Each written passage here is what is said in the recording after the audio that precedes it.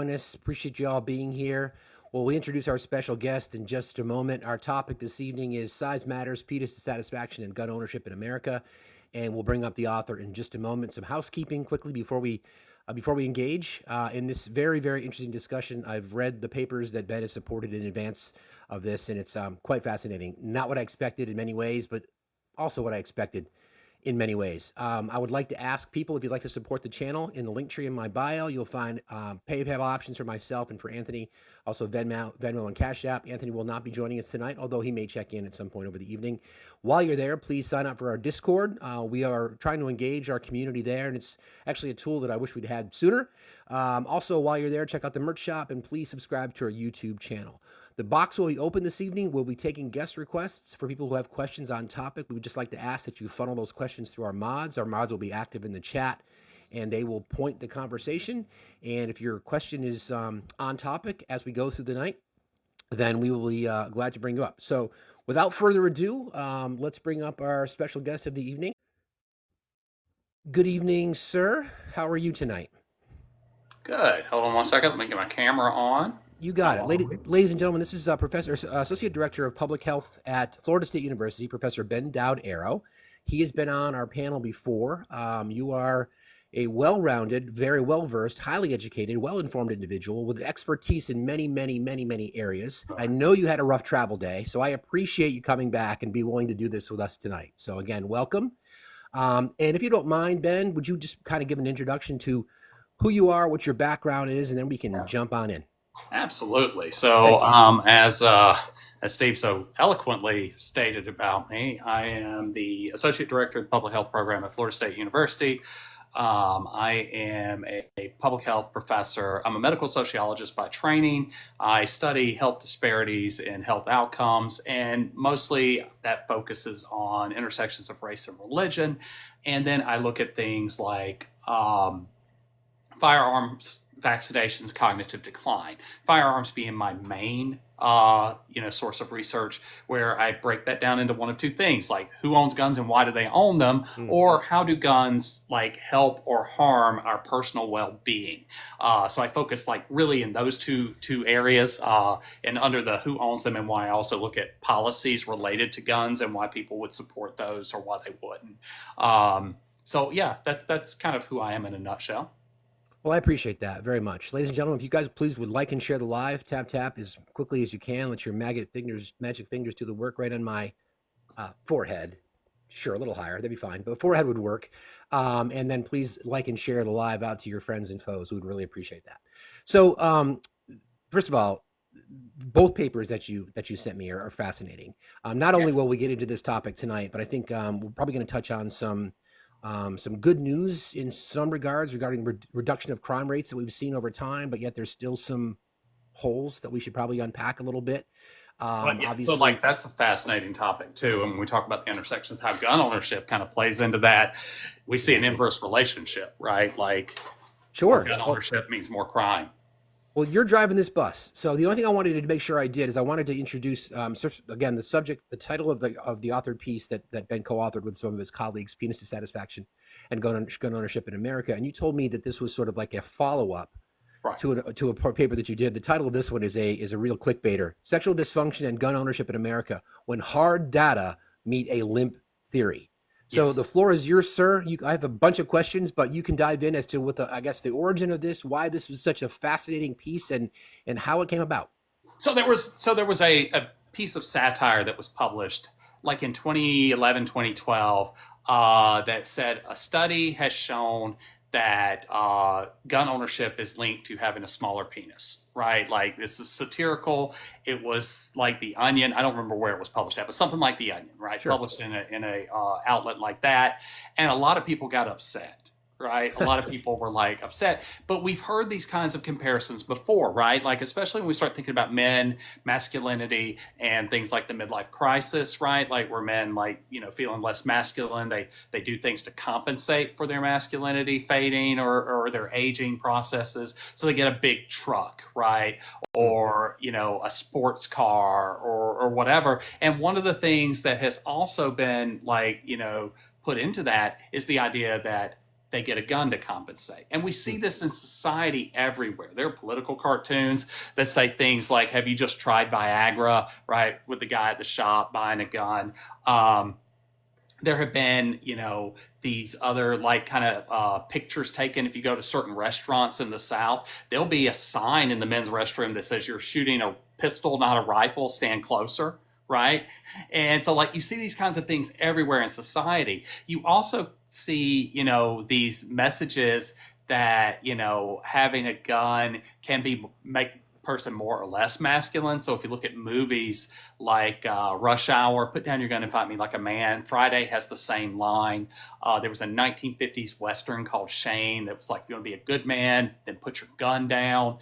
So we see that guns are tied to masculinity pretty much everywhere. And other people, feminist scholars have like compared guns to penises, and even Freud said that a gun is a phallic device.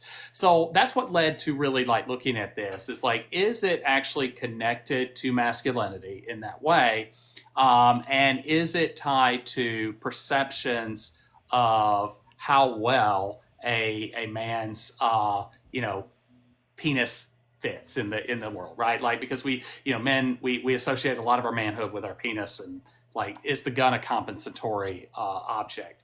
And so the first paper looked at erectile dysfunction in particular. So it was looking at the use of erectile dysfunction drugs, whether or not they had reported having performance anxiety and not being able to perform, whether they had problems maintaining an erection. And we put that together into one index and measured that against gun ownership to see if those things predicted gun ownership. And what we kind of found, for those that missed the title of that paper, it's Sexual Dysfunction and Gun Ownership When Hard Data Meet a Limp Theory. What we found is that they're really not connected, right? Like they're not really connected at all. That could be a result of the sample size, which is what led us to the second paper, because first of all, a lot of people don't want to admit that they use erectile, dysfunction drugs, right? A lot of people don't want to admit that they use Viagra or Cialis or whatever. A lot of people don't want to admit that they've had problems maintaining an erection or had problems, getting aroused at all, right? So there could be a selection effect there, right? Like we're just not seeing the true picture. That was the first paper, and we kind of left it open that we would love to come back. Yeah, imagine that sample size. It is gender affirming care. I do want to say that things like Viagra is gender affirming care, and white men in particular are the people most likely to use gender affirming care. So that was the first one, and we didn't find a connection, and kind of left that open there. And then we came back to it. We got a grant to study whether or not there were any connections between a person's perception of their penis size and girth and looking at whether or not they own guns. And this paper was a little bit more interesting in that it found that overall it doesn't matter, right? Just like with the erectile dysfunction paper, that overall there's not a lot of connection there. But with AR-15s, there was a connection. And it leads to like an inverse relationship, really, where they reported that they were bigger. These men that also own these AR-15s also reported that they were more satisfied with their penis, which led to. So just so I'm clear on that, you said men who purchase ARs claim to be, based on the survey respondent, right, that which is one of two things, happier. right? Okay, they're either more secure in themselves, right, or it worked as intended as the compensatory device, right? It makes them feel more manly. But it kind of leads to theories of like testosterone, right? Theories, right? Like that just men who feel more masculine buy guns, right? Men who like feel like they are more of a man, they are the men who are going out and buying guns. So that's kind of those two papers in a nutshell. Is it also so that it's not just that they feel more masculine, or so they can feel more masculine? Are they related? It's both. And because we don't have longitudinal data, right? This is all cross-sectional. I can't tell you what comes first, right? I just know at this moment in time, the men who answered this way also answered this way. I can't tell you, did they get the gun first and then they started to feel this way? Or were they feeling this way and then they went and got a gun, right? Like, because I can't tell a time relation, which is why it's correlational and not causational. But Gotcha. overall, as I said, gun ownership is just not really connected, which, kind of throws out that psychosexual kind of theories related to gun ownership, that it's not really men are sexualizing the gun and buying it for those reasons. That it's really more, there's something more innately tied to masculinity is kind of what we end that paper with, which opens the Gotcha. door then to yet another paper that we're going to be moving forward with later, which I'm going to name erectile projectile dysfunction. Clickbait. I think it's fascinating. Some things that you said about how um, it's the because we, for those of us in the, the layman, we've joked about it. Like you said, it's become societal satire that you're overcompensating. You see somebody driving down the road with a gigantic truck. You make these same assumptions. You need a phallic symbol, whether it be iron and steel or whatever it might be, because of a quest for more masculinity. I was intrigued by the abstract, the first sentence in this paper that you wrote. In this study, we formally examined the association between penis size dissatisfaction and gun ownership in America. The primary hypothesis, derived from the psychosexual theory of gun ownership, asserts that men who are more dissatisfied with the size of their penis will be more likely to personally own guns. So you went into this with Yep. a supposition, Yes. potentially. Okay. Yeah. Okay. And so, like, this is something though that we often do in our work, is that we often start with our hypothesis and we work to prove ourselves wrong, right? And which is what science really should be doing. I think there's a misunderstanding, like, you never go into it trying to prove yourself right, you're always Right. trying to prove yourself wrong, Right. and you set up the conditions in which you can be wrong, right? That's how science should work. And in this case, we were wrong, right? Like, it was not connected to that in the way that we thought. There's a connection there, but it turns out that it's more connected to, like, ideas of what masculinity are, rather than what the psychosexual theories would say, that it's a compensatory device. Like, that could be there. That is part of that, but it's not as uh, easy to disentangle, right? As the more, theories related to, like, testosterone, which would say that just men that have, like, more ingrained sense of masculinity, those are the men who are going to go and get a gun. Gotcha. Were the test groups, the survey groups similar? Were there crossovers between both papers? Yeah, yeah. So yeah, it was, it's men 18, like the oldest in the sample is like 89. But the majority are right around, like, middle age, like 45, something like that, to 55. That's like the middle group. So the sample sizes were very similar. Like I said, what I would like to see is a paper where we get these men's attitudes, but then we also have the doctor's reports on if they're prescribed certain medications, right? To actually then see. I think that would actually fully answer the question of whether Hmm. or not those things are really connected or not. Because again, there's an embarrassment factor of taking, admitting that you take a performance enhancing drug, right? Sure. People don't want to admit, yeah, I use Viagra. Even if they think it's anonymous, they still are afraid someone might find out, and they don't want people necessarily to know, because there are a lot of stigmas associated with sex in the United States. So, Yeah. hey, Nemo. Yeah. Hi, Nemo. Thanks, guys. Thanks, Nemo Crow Raid. Appreciate you guys. Actually, I was going to talk about that a little bit because I've always believed in age appropriate sex ed, starting young. Obviously, as you're talking about naming body parts the proper way, calling them what Right, they are, and then as you grow, you become consent is introduced, which I think creates an environment of people not feeling shamed to talk about it when things happen. And I think that kind of leads into what we were just talking about. This Westerners in general, we have this stigma, this hang up when it comes to sex and sexuality. That's a whole different conversation. But I think it seems like there. I read some elements in there. You keep going back to masculinity. It's like the quest for something more, feeling right. inadequate. I wrote some notes down. Public perception of what men are supposed to be. So when you did this research, were there conversations or were there questions about, do you consider yourself average length? Do you consider Yeah. yourself below So that? so Okay. yeah. So the questions basically were like, how satisfied are you with your length, from very dissatisfied to very satisfied, and how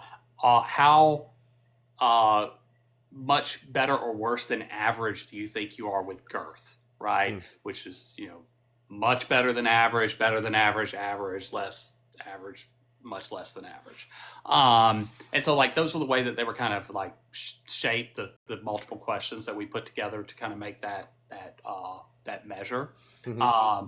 to kind of get at, how overall satisfied a person is with their penis, compared to each other. And So that so, was self-satisfying, not whether or not they felt like they could satisfy their partner. right, They their themselves have self personally satisfaction, personally right? satisfied. Got it. Okay. Because let's be honest, most men don't care about satisfying their partners, right? Like they think, oh, I've got a giant penis, so that's all they need, right? Mm, Like, and I'm sure the ladies in the comments could have a field day about that topic all by indeed. itself, right? I'm sure. Um, but the reality is that they put their worth in how they view their penis, Hmm. and so that kind of, it was left up to the individual to determine how do they view it, how do they choose. I choose the bear. We've been talking about that a lot this week. Some of the other things that I was fascinated about this study group, it seems like there's some clear lines between demographics, age demographics in particular, Mm-hmm. about sort of their perceptions as men as we get older. A long time ago, I'm like, this is who I am. This is how tall I am. This is what my body looks like. This is how much I have. This is how, this is the size of my penis, those kinds of things. It seems like as we grow older, we become perhaps more accepting. Did your data sort of support that as well? Yeah, if somewhat, right? Like it's still there were some variations even among the older, which is probably why there's no clear correlation for most guns. Hmm. Because even among people who are like in that middle age group and older, there was a lot of variation, by race, by religion, by all of these other factors on how satisfied or dissatisfied they were, right? So like socioeconomic status kind of makes up for it, right? So there's all these other factors that kind of tie in, but they're also tied in with masculinity, because if you think about, like, you ask men what it takes to be a good partner to someone, that they'll be like, well, I gotta have a good job, right? Hmm. So like, income definitely plays a factor. So like, if their income was high enough, they were probably more satisfied, right? But if their income was not, they were less satisfied, because they're already like, now they're like, oh my God, I don't have this thing. And now it means I'm not as attractive here. Hmm. So from the sociology, because I know that's your area of expertise as well. So from the sociology perspective, if men in general feel more confident, do you think they'd be more inclined to answer that they're more satisfied with their penis if they're more confident in general? Possibly, they could also be more inclined to exaggerate. Mm, So, for instance, when we ask surveys about the number of sexual partners, inevitably we'll have someone who says they've slept with like 10,000 people, right? Which, I'm not saying that that's not possible, but it's probably not happening, right? Like, there's an over exaggeration effect that happens, with those kinds of things, where they're like, "Oh, I have to be more macho, and I have to say it." And you see it even in like the comments here, right? Like, where men, or dating apps. That's an even better example, where men will exaggerate their height, right? yeah. To be taller. And I guarantee every woman watching right now has a story where she went on a date, whatever I don't use any of those apps, but went on a date, and the guy said he was like 6 foot and he's like 5'9", right? Mm. Um, and those things happen all the time. So these over exaggerations happen too when a man is more confident and trying to project that confidence, Sure. because we have these schemas in society that say what it means to be the ideal man, right? He's supposed to be Right. this height, this weight, this much money, right? This color hair, this whatever. The That's interesting because you're talking about how the exaggeration, and I was actually in a conversation with someone recently about this phenomenon that I'm not sure if this still exists, but when I was younger, there were men that would stuff their jeans, right?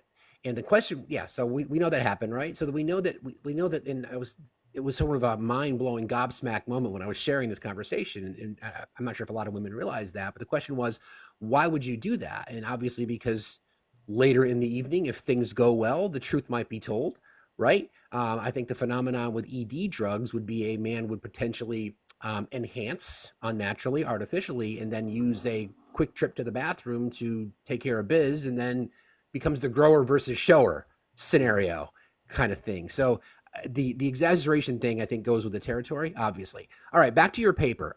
Were you personally surprised at some of the results that you got before we get too far into the conclusions, because there's so much to unpack here? I Were you honestly, yes, but with both of the papers, really. okay? I'm always actually surprised with a lot of the findings, right? And and to full disclosure, I'm a gun owner, but Same I here. don't believe you can use them to defend yourself. I like to go to the range, Mm, and I own a couple of pistols. Is it to go to the range?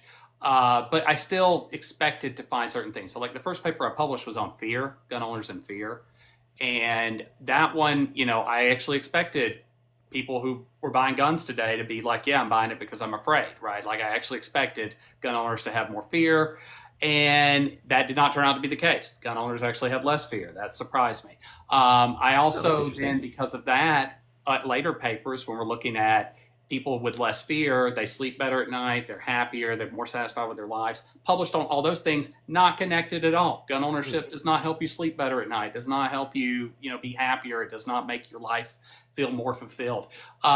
So, like, whatever benefit you get from owning a gun doesn't translate anywhere else, right? Even with the erectile dysfunction and this penis size paper, like if guns are a measure of well-being, if they make you less afraid, more confident, right? People who have less fear are more confident. It doesn't translate here. You're not seeing men saying like, you know, definitely yes, right? Like, so with the erectile dysfunction, if guns made you more confident, they would be less likely to use those drugs, right? right, right. Same with the size matters, they would be more likely to say yes, my penis is huge, right? And we don't see that. So Mm.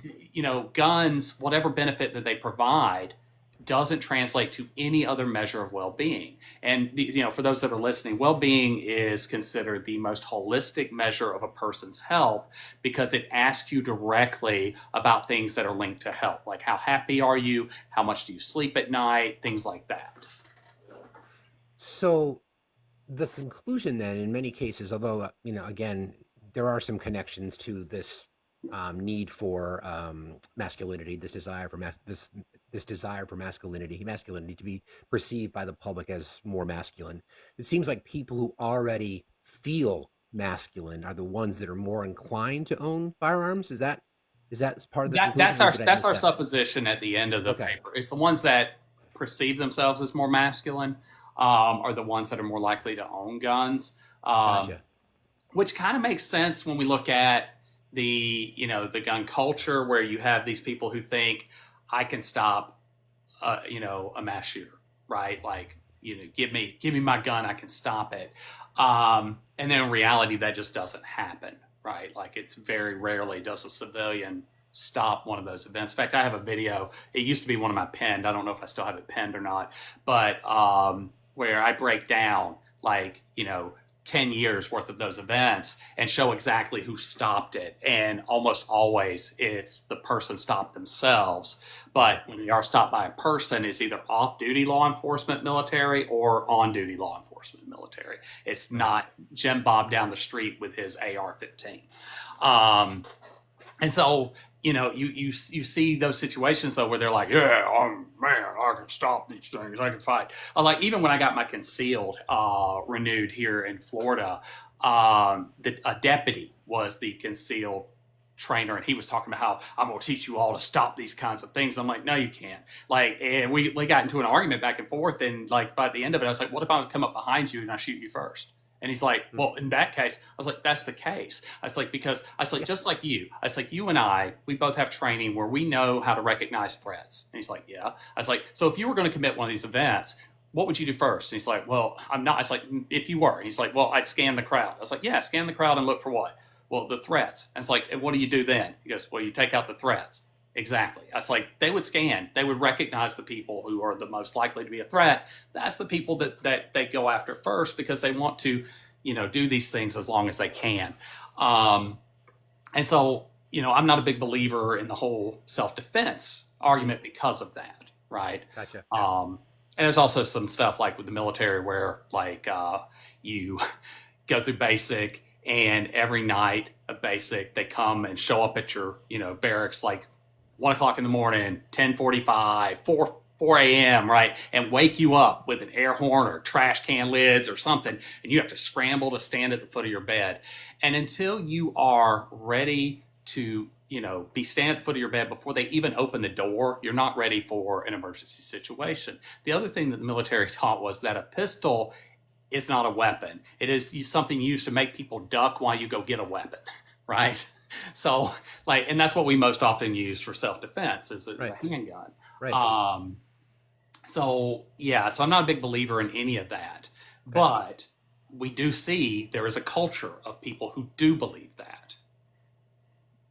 Yes, that's obvious. I think we see that all the time, and I think that's been some of the questions that are coming through in the chat. Before I ask my next question, people have been asking during going into this study, was there a conclusion made as to what's considered average? A lot of people in the chat have asked that question. What's considered average for an American man? Well, that's a subjective term, but I think like if we look at like Average. actual data, 5 to 6 inches is considered like average. Correct. I don't know what the average for girth is, but it's mostly like asking them what their views were, right? So very subjective. And when you consider that a lot of men are raised on their understandings based on porn, because we have a very sex negative culture, right? So like there's really not a lot of like talk between parents and kids or schools and kids or anything about any of this stuff. Porn then teaches us what are the norms of sex. And if that's what you're measuring as the average, right, then how do you measure up to that? That's a problem for many people. Before we go too deep, I just want to take care of our disclaimer real quick here. Yeah, Julia, that's about right. Like, if you want to get exact, that's why I said 5 to 6 It is our intention inches. during these live broadcasts to only provide fact-based information to the absolute best of our ability. We strive to never spread misinformation or to platform those that do.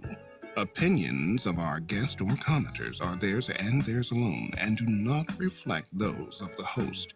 Hate speech is not allowed, and we are diligent about policing it. This platform is for educational purposes only. We now return you to our regularly scheduled pandemonium, already in progress. So what was the makeup of the men participating? You gave the age ranges. What were their backgrounds? What were their races? What were their ethnicities? So, predominantly white, I want to say like 75% white, but mix of other racial groups, which is pretty average for surveys because most people who answer are going to be, actually it's usually white women that answer surveys more often than not, and usually people in their middle ages, right, between 45 and 55, because those are the people more likely to be retired, not working, or have extra time. But there's, there was a wide range. Like the youngest person sample was 18, the oldest was 89. So there's a wide range of that. Education, the most common education, of course, was high school diploma. But, we had like, 30 something percent with a college degree, which is on par with the national averages. So this was a nationally representative sample. Gotcha. Oh, I was going to ask the nationally represented sample. Okay, that makes sense. All right, if we could pivot a little bit because, well, first of all, do you think if you had done this survey 20 years ago, before social media really became a thing, do you think you would have gotten the same results? 20 years ago, that's a good question. Maybe, but like if we went back a little bit further than that, I don't think we would have. I think we'd have gotten the same result, but we would have been very, very clear there's no association, right? Because if you go back like to the 80s and the 70s, there wasn't this gun culture that individuals should own guns, right? Chief Justice Warren Burger said in 1977, the idea that the Constitution grants you an individual right to own a handgun is the greatest fraud perpetuated against the American people. And prior to the early 80s, most Americans did not think that owning a gun was like something that we should strive for. Like you had, it was a tool. It was something that we used to keep pests off the yard, or for our jobs, or for our hobbies and recreations like sport or hunting. There wasn't this protectionist culture that we see today. So I think what we would have found back then is that there was absolutely no association between masculinity and guns, because guns weren't really viewed as being something that men necessarily needed to enact their gender role. Gotcha. Today, and as we move into the 90s, right, and the early 2000s, though, because of movies, right, like think about like, you know, how if you go back to Casablanca, which is one of the earliest movies to prominently feature a gun that wasn't a Western, right? The gun is literally this big, right? Like he's a little bitty tiny little like Derringer. But as we move through time, the guns keep getting bigger and bigger and bigger, right? Think about like Rambo holding a gun that is really only meant to be fired off of a helicopter mount, right? Like it's supposed to be mounted, and he's just got it like free-handing it, right?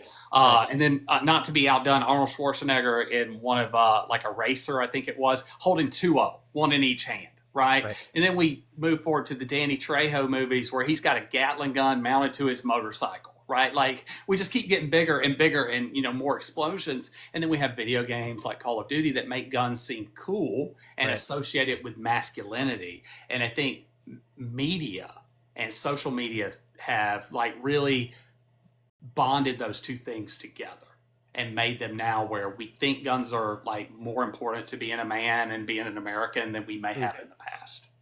Sure, it goes back to, like you said, Westerns, John Wayne, you know, that's a true man, true grit, right? Yeah. One more question about this survey. This was a question that was asked about. Do you have data on jobs and or professions of the people that you surveyed? In this particular one, we didn't ask what their professions were, but we did ask their income, right? Gotcha. So like how much they made. What was the average? If you can share it matched the national averages, so 56,000 was the average, right around there. So again, like you said, everything on that survey was national averages. Yeah, it pretty much was pretty on par. Like the only thing that was really off was the racial demographics. So we weight the other races as being a little bit heavier to make up for that, because as I said, it's mostly going to be white individuals who answer these surveys. Because they're more likely to have the time to do it. They're probably working fewer hours, or they're retired, or what have you. So when people use the term gun culture, what's your reaction to that? Yeah, so like it depends on the year you're asking, right? Like today it's problematic, right? It's led to this since 1977 when the NRA became like an extremist group. It's this idea of we're supposed to live in the Wild West, that everybody needs a gun, everybody should have a gun all the time. And then we have situations that like happen here in Florida, which I know was one of the things you want to talk about, where a person exercising his right is shot and killed by someone else because they're afraid of him. Right. And we can go on that story in a minute. Same thing though happened in New Mexico back in February. I'm not sure if you were aware of that. Same exact story, right, that happened with the young man here in Florida. So you have these situations where guns then become an escalation device. So any state that has stand your ground has a higher number of homicides, higher number of accidental shootings, higher number of assaults than states that do not have that. And currently 24 states have stand your ground. So the current gun culture, which has this no compromise, right, this no like back down attitude, is extremely problematic, because situations that might have been, you know, at one point never settled with any form of violence, or at most with like a fist fight, are now being escalated to being a situation where you have a person with road rage that, you know, kills a child because they fired at someone that cut them off. Right. And these situations are higher in states with higher gun ownership and higher, you know, with the stand your ground kind of laws. Right. So you talked about this earlier, and there's not necessarily a direct correlation to penis dissatisfaction and gun ownership. There are you made some conclusions in there that, you can see less dissatisfied, I guess is the analogy you made, or the conclusion that you came to. Do we also see that with, because we were in a live last week, we talked about the loneliness epidemic of young men, angry white men. So that's why I asked the question about their overall mental state. For them, feeling overall dissatisfied with their life. So are they dissatisfied with everything about their life, including their ability to perform, their penis size, their lot in life, And their job, their profession, all those things relate to this. Do that you see that some is, of that? that is a great question. I can't answer that with my data. I can speculate, right? Sure. Because one of the if we look at who commits all these acts, like the vast majority of them look like me, right? They Yeah. are white men. The age range, the average age is like 34 for those individuals. Um, and they all have some kind of grievance, right? They all have some kind of axe to grind because they're angry about something. And so, you could say that there's probably a good chance that they are dissatisfied with every aspect of their life, and that has made them lash out, and especially with like incel culture, because they believe that they're being denied the things that they deserve, so they have to hurt the people that are denying them. I believe there probably could be, and I would love to look at that. I'd love to research that. Let's use that as a little opportunity to kind of pivot to because I mentioned to you earlier about how there's been some reporting. I use Pew. I do you trust Pew as a data source, Hmm. Professor? Okay. They've been obviously studying this for a while, and we've seen a pretty significant decline overall in violent crime rates in particular over the Hmm. last, I think it's 20 plus years. Oh yeah, Where's this? Yeah. more than that. Let's see. It's violent crime. All crime began to Yeah, decline in 1992. that's right. So this says both the FBI and the BJS, which is the Bureau of, you must know Justice the exact. statistics. Yep. Thank you very much. I saw that. Showed dramatic declines in U.S. violent and property crime rates since the early 1990s when crime spiked across much of the nation. Using the FBI data, the violent crime rate fell between 49% between 1993 and 2022, with large decreases in the rates of robbery down 74%, aggravated assault down 39%, and unaliving and or non-negligent manslaughter down 34%. Not possible to calculate the change in the great rate data during that period because the FBI revised its definition of the offense in 2013. So we, from a societal perspective, tend to focus on these mass unalive events, which are extremely tragic, and they will Right. continue to be tragic, and something is done about that.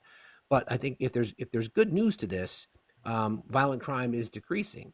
Do you see any particular reasons why in your data? And it goes back to your paper, because again, if we're seeing, like, you identified the people that are doing it predominantly, people who look like me, younger and or growing older, but no more than 30, in that particular range, they seem to be the one that are still perpetrating these crimes, but at least they're happening at a less frequent rate. If that makes sense. That question I asked.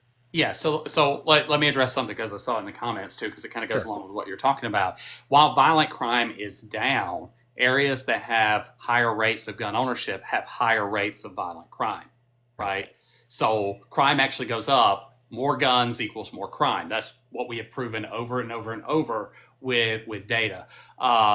It's also interesting to point out that the majority of gun deaths in the United States are suicides. Mm-hmm.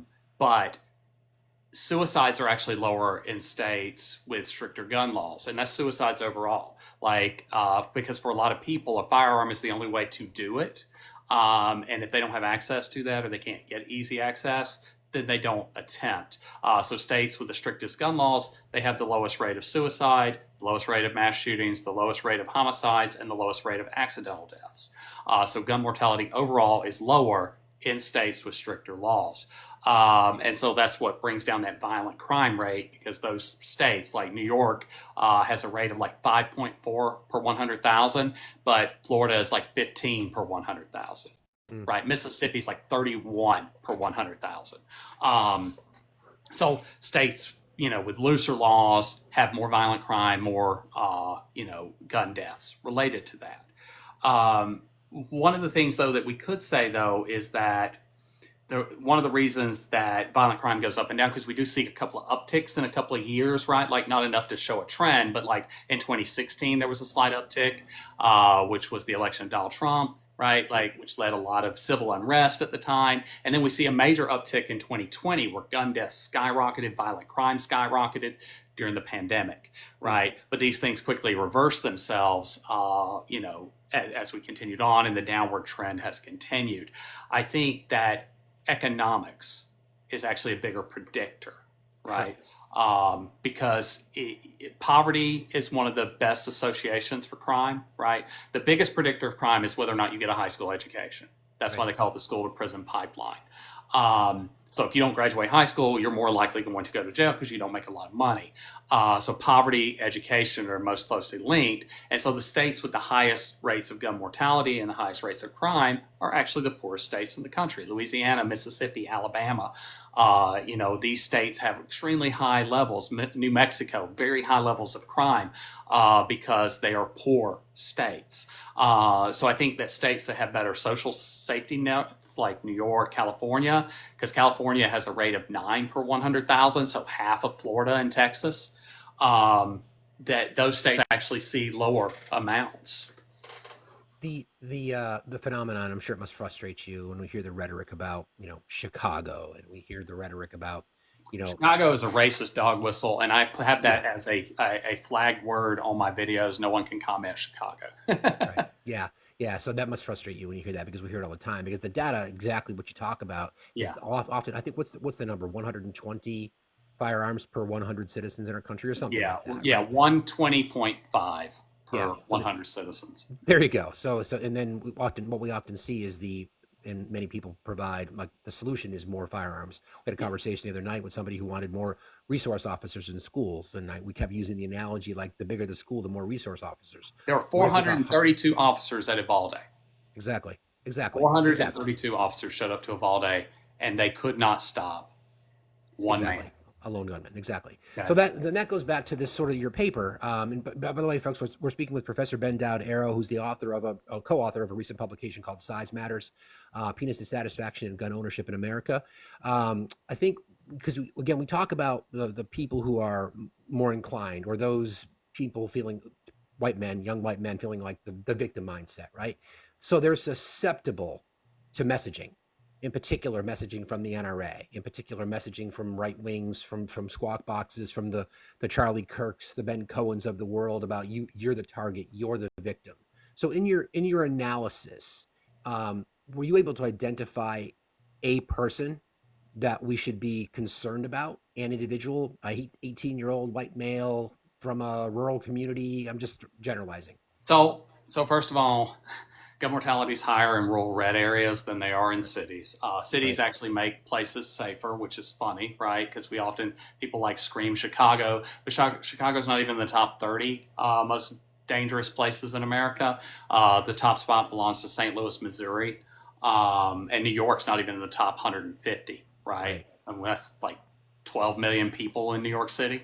Right. So, when you take out those blue cities from these red states, there you actually see a skyrocketing amount of gun mortality in those states. So, for instance, Mississippi has no large cities per se, right? Like, their biggest city is Jackson, roughly 50,000 people. But if we take Jackson out, they go from like 31 per 100,000 to like 52 per 100,000.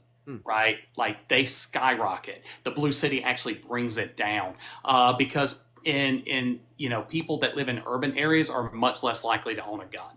People who live in rural areas are the most likely, and then the suburbs, they are more likely than urban areas, less likely than rural areas. Okay.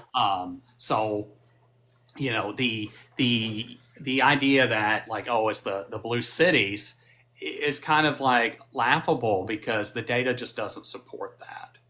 It never Like, has. even Illinois, like, while Illinois is higher than a lot of other states with strict gun laws, they are significantly less than Indiana, Ohio, and the other surrounding states that have much more loose laws. Right. So then, again, back to that question about, like, an individual, the society, because we were talking about, we've been talking about cults quite a bit recently, and about how, we had a guest last week. I think Danielle. I think you joined when we were having that conversation, perhaps. And it was fascinating to me that, growing up, she, born into a cult, and then she gravitated towards another one, seeking that higher authority.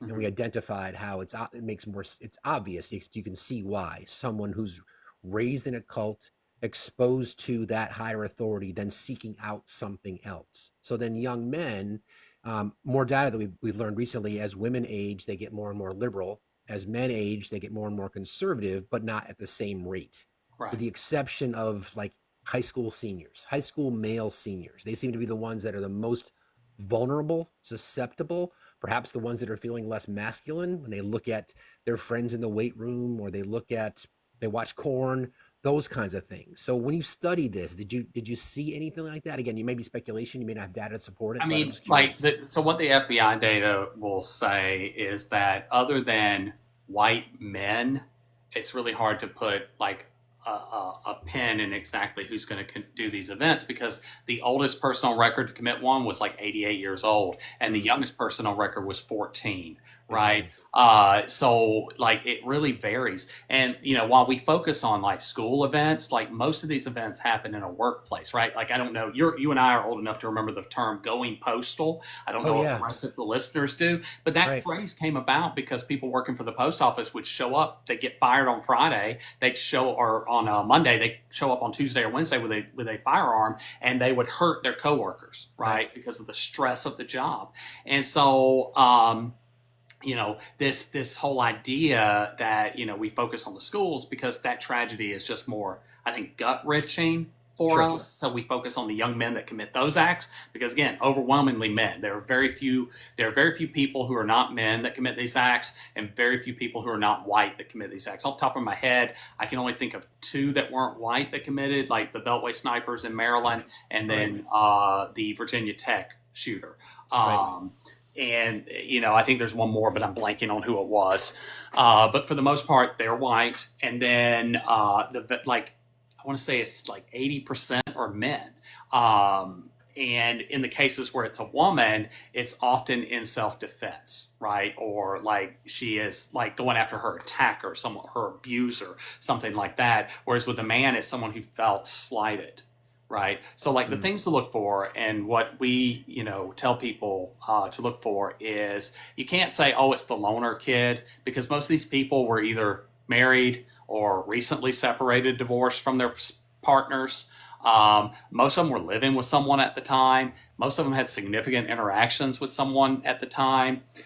So instead, you look for people with a grievance, right? All of us say things like, I hate my boss, right? Like, I just want to, like, unalive my boss, shit like that. We all say shit like that to vent from time to time. sure. But when it becomes so, like, prevalent in the conversation, where every time I talk to you, you tell me that, I should start like taking a look, right? Because it's that person that with that grievance, that's the person who's going to be more likely to commit these acts. We also have to look at things like the traits that indicate domestic violence are also predicative of the traits of the person who will commit these acts, right? So, history of violence, a grievance, uh, another factor or two, and some of those could be things like maybe feeling depressed or despondent, or unconnected, or financial issues, right? Like the combination of those factors are really what are best predictors of who will do these things. Socioeconomic, life circumstance, which again I think leads into a little bit what we're talking about. Again, the the size matter component, specifically feeling emasculated. Right. Might have been jilted in a relationship, may not have been able to perform, might have been embarrassed because of that. All these factors, like you see, the phallic representation of solving the problem with violence potentially, right? Yeah, Disturbing. and I mean, and just think about like the feelings of emasculation. Think about Right. just how many men are really upset that women are saying they would rather pick a bear, Mm-hmm. right? Like, these are men who are very fragile in their masculinity, Mm-hmm. very fragile in their own like sense of self. And so the reality is that unless we fix those systemic, right, issues that lead to that form of masculinity, that form of toxic masculinity forming, the violence isn't going to go away, because like Right. there are a lot of root causes, and a lot of that is in the toxic aspects of what we define masculinity to be, right? Right. Like, I remember when I was younger, like, you didn't tell people you had a mental health disorder, right? Because that was viewed as weakness, right? Which Correct. is why men don't go to therapy, right? Exactly. And I argue we all should. Totally agree. Men don't express emotions, right? Like, the only emotion that is publicly acceptable for me to express in public is anger or Exactly. lust. I can be lustful in public, and I can be angry in public, but if I cry in public, I am going to be looked at with suspicion and with like concern, right? Like there's something wrong with me. Um, and so until we get to those societal issues and help men work through and build better emotional intelligence, um, unfortunately, I don't know like if how we can solve it, because I would the agree. ease of access Right. of guns in this country combined with this toxic culture of what being a man is supposed to be Right. is not a good pot. And when you think about we live in a country that tells you, oh, you should be able as a man to work and support your family or you're not a real man, right? Right. But in today's economy, can you really do that? Can you live off one income, right? I make over $100,000 a year, and I could not support a family of 4 on my own, right? Like it's just too expensive. Like here in Tallahassee, to support 3 children and myself, I have to make after taxes $118,000, right? How many people make that? Yeah. Consider the Not median, many. right? Yeah. So at least to this disillusionment that people are told, oh, if I do all these things, especially white men, if we're told, oh, if you work hard and you do this and you do this, you'll be successful. But are we? Right? In this capitalist hellscape that we all live in, which then leads to wanting to lash out. But instead of lashing out against the system that oppressed you, we lash out at those around us. Right. Right. Everybody, please tap and share, and please like the live. Please give the panelists. Thank you, everybody, for engaging. So let's get into your conclusions.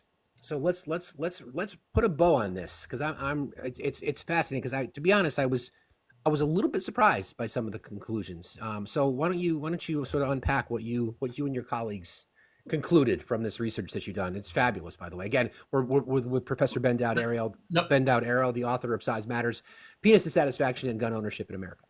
Yeah, so I mean, I guess the biggest thing is that we still need a lot more research on this, right? Like that's the first thing that we really understand to really understand how these things are connected.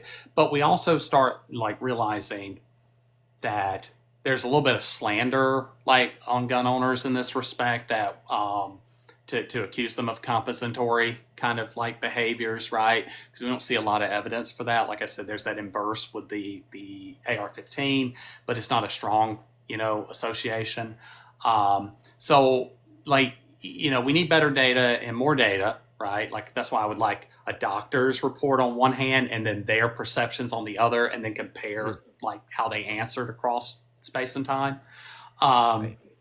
But a medical doctor specifically. Yeah, their physician, their primary care physician, right? Okay, gotcha.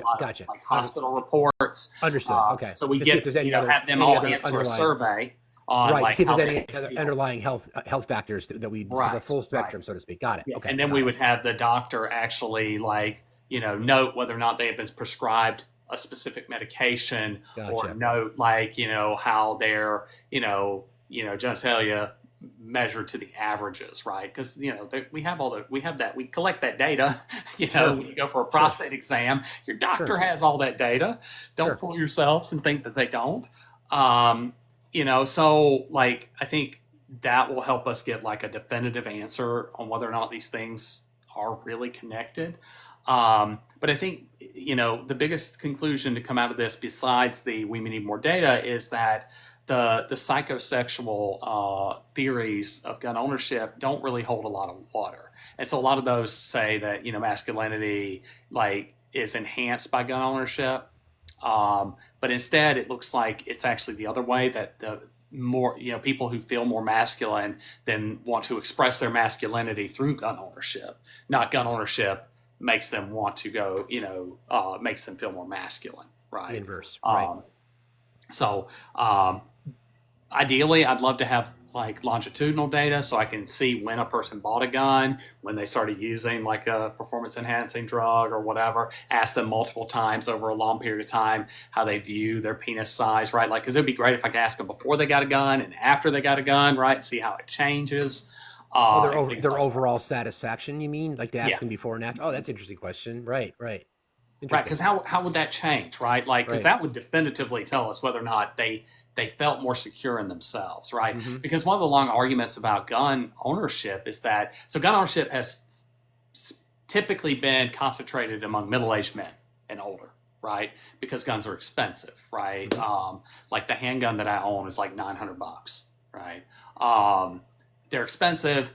Not a lot of disposable income at younger ages. Now, during the pandemic, we did see a trend where younger men were buying guns, and it'll be interesting to see if that maintains. But it would be interesting to look at men who haven't bought a gun yet, ask them their feelings, these questions, right, related to their satisfaction, and then after they buy a gun, ask them the questions again, and then wait a little while and ask it a third time and see how it changes over time once the gun ownership is introduced to the equation.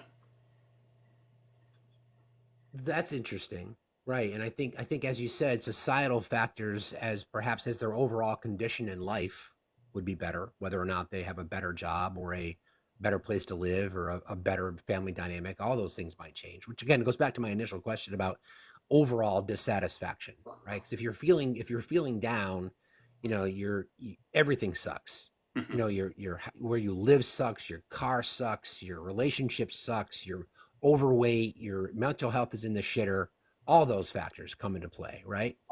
So your conclusions were really age specific. That the younger you were, the more less satisfied you were with your penis size in the study, right? And you became more dissatisfied as you got older overall, right?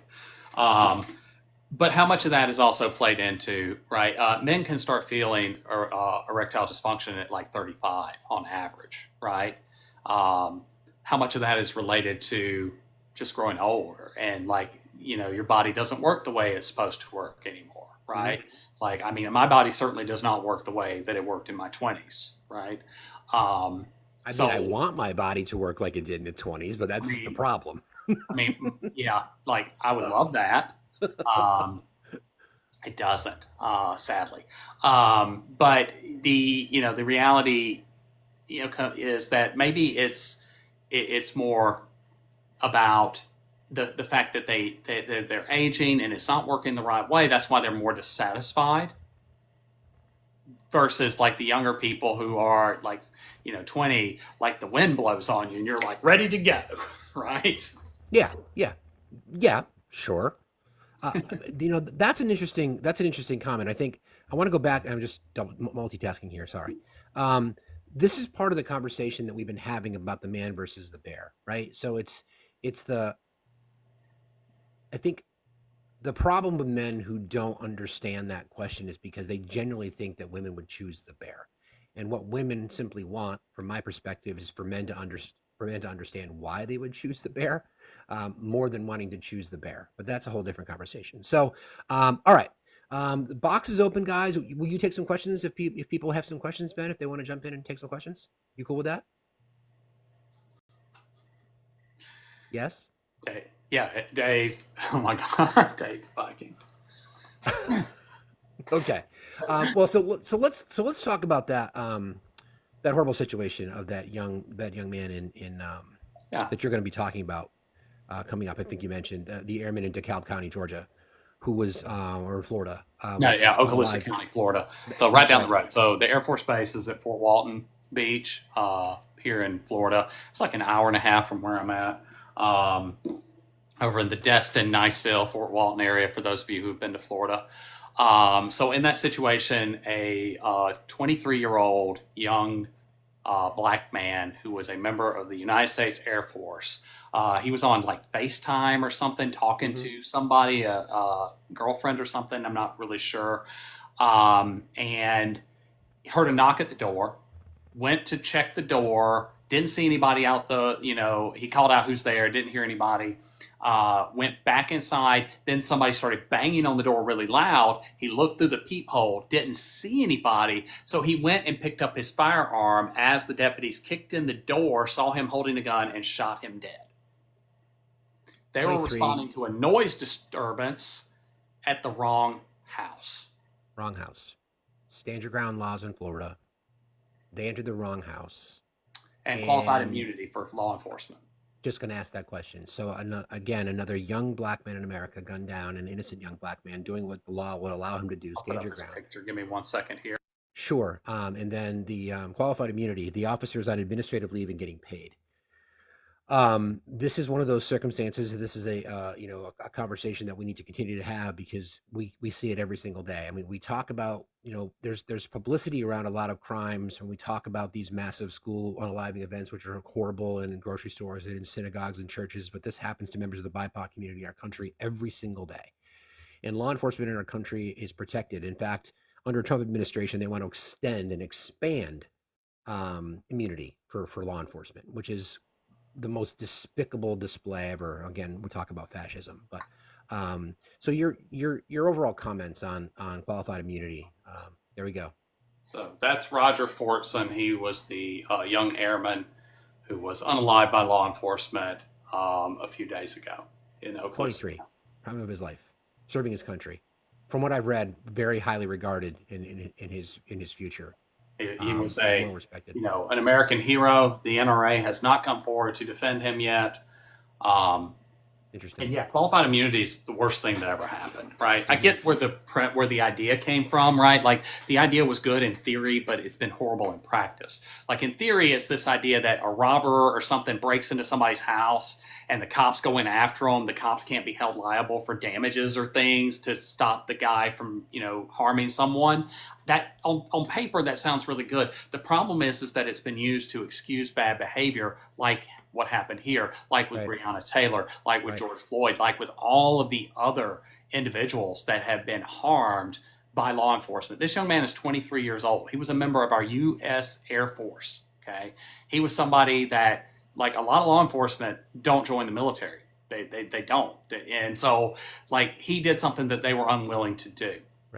Right. And because he was exercising his constitutional right to have a gun in his home, they just saw a black man with a gun and they shot him without asking any questions. And they entered the wrong home and they kicked the door down without a warrant. Yeah. And the officer involved in the shooting, I believe, was on administrative leave, which we paid administrative leave. That's our society, folks, and that's why these conversations are important. And back in February, the exact same thing happened, where law enforcement showed up to the wrong house in New Mexico, kicked the door down. The guy inside grabbed his gun thinking he was being robbed or attacked. They shot him before they even spoke. And the state of New Mexico decided, it was an honest mistake. They were being threatened by the guy with the gun, so no charges against any of the officers involved. And that goes back to qualified immunity. Dozens of examples. We have a guest. Let's bring up Arden, and thank you for that. Ben, appreciate that. We're talking with Professor Ben Dowd, co-author of Size Matters: Penis Dissatisfaction and Gun Ownership in America. Hi, Arden. Do you have a question? Yeah, I think he kind of answered it already, but hello, everyone. Hi. Facts. I am matching you. You can't see me, but I'm matching. We've got the same color on today. There you go. I've been a gun enthusiast for a good while. At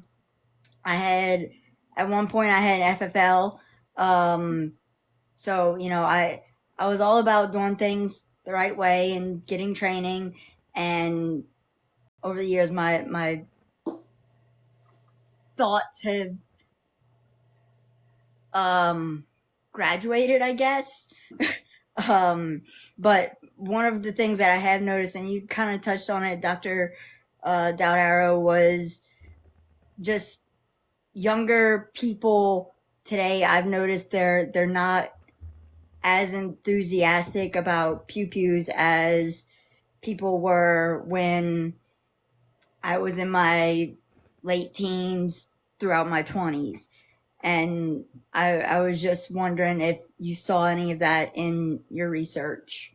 Yeah, so one of the things that we've noticed is because of the fact that so many of Gen Z and younger millennials have grown up with these lockdown drills, with the constant. I'm going to be interviewed tomorrow night by The Heat on live television to talk about Columbine's anniversary, right? Mm-hmm. Really, since Sandy Hook, though, we have seen events like this in schools over and over. And the very young people are basically at the point where, like, they don't necessarily think we should have guns anymore because, even if they think they're cool and they think they're fun or they'd like to hunt, they're like, if it's not worth our lives, right? Yeah. And I say this to gun owners all the time because currently the American population is kind of split with 33% are like, I'm always going to have a gun, 33% are I'm never going to have a gun, and then 34% in the middle, it could go either way. And as we're moving, forward and forward and forward and not doing anything about it, more and more people are moving towards that I'll never have a gun side of the argument. And the Second Amendment is an amendment, which means that it can be changed. And Gen Z will. They've already said that they're going to. And like if they ever, get enough votes and in power. And so if gun owners really want to keep their rights, they need to start working with people to figure out common sense solutions to prevent these kinds of events from happening and keep people safe. So as I mentioned, I'm a gun owner. I've owned guns my whole life. I have more training with guns than probably anybody that I know. I fired millions of rounds of ammunition. I've fired a lot of guns. And I would give them up tomorrow if it meant that I didn't have to get to know another family. So like I'm really good friends, for instance, with Brett Cross on this app. He lost his son, Uzziah, at Uvalde. I know a lot of these survivors. I'm friends with David Hogg. I'm friends with a lot of the people from these events. And I would give up my toy any day if it meant I never had to meet another one of these individuals, right? Yeah. And that's how a lot of younger people are feeling. Because as I've mentioned, I don't believe you can use them for defense. So for me, they're a toy. They're a very dangerous toy, but they're still like a toy. I take to the range and I shoot paper targets. And so Gen Z is going to just take the choice away from people if people who are like adamant about keeping their guns don't say, you know what? Let's talk about it, because all it takes is a constitutional amendment. And what are you going to do then? Right. Right.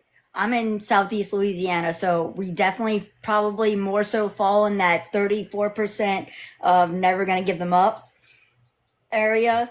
But again, even Louisiana has one of the highest rates of gun mortality in the United States. I think they're currently number 6. I'm not surprised. I mean, again, we just passed permitless concealed carry. I saw something about a bill teaching gun safety in schools, which a couple years ago I probably would have been all about. And I think it's important that people know it, because if they come across one and they don't know anything about it, it's important to know it. That's why anybody that I come in contact with, that's the first thing I always do, because I even got, certifications to teach concealed carry classes and range safety officers and everything. But now, at this point now, I almost feel like I'm ready to give up my firearms because I don't feel I need them. But like you said, they're more of an interest, a hobby to go to the range with. But I have one, right? Yeah. They're a hobby. The funny part. Thank you for jumping in, Arden. Appreciate about you. all that too, Arden, is that once upon a time, I'm going to say the most controversial thing I'll say all night. The NRA used to do a public good. Back when Steve and I were young, the NRA used to come to schools like first and third grade and teach proper gun safety. Right? Remember it well. They used to do it all the time. They would show up on the weekend. They'd have archery competitions and BB gun competitions, and they would teach like shoot at 22 and all of these hunter things. Safety courses, all kinds of stuff. Yep. Hunter safety courses, all this stuff, right? That they sponsored. And over the course of the 1980s, they stopped doing that. And suddenly we see people learning how to handle firearms through video games and movies. So we see more accidental things happening and more like, violence between people happening. And I argue that they used to do something good for society, that there actually is some benefit, some value to teaching children at a young age the dangers of firearms and how to handle them safely, because I have so many stories of students that lost a sibling or a family member or a friend because they were over at a friend's house or at their own house and found a unsecured firearm and was like, oh, this is a cool toy, and hurt somebody.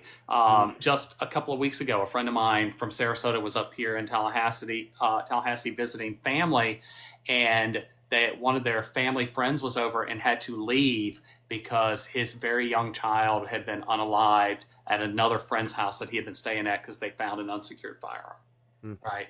So I would argue that is a necessary evil, right? Because they are so prevalent, as Steve mentioned, 120.5 firearms per 100 people, and most people are not responsible with their firearms.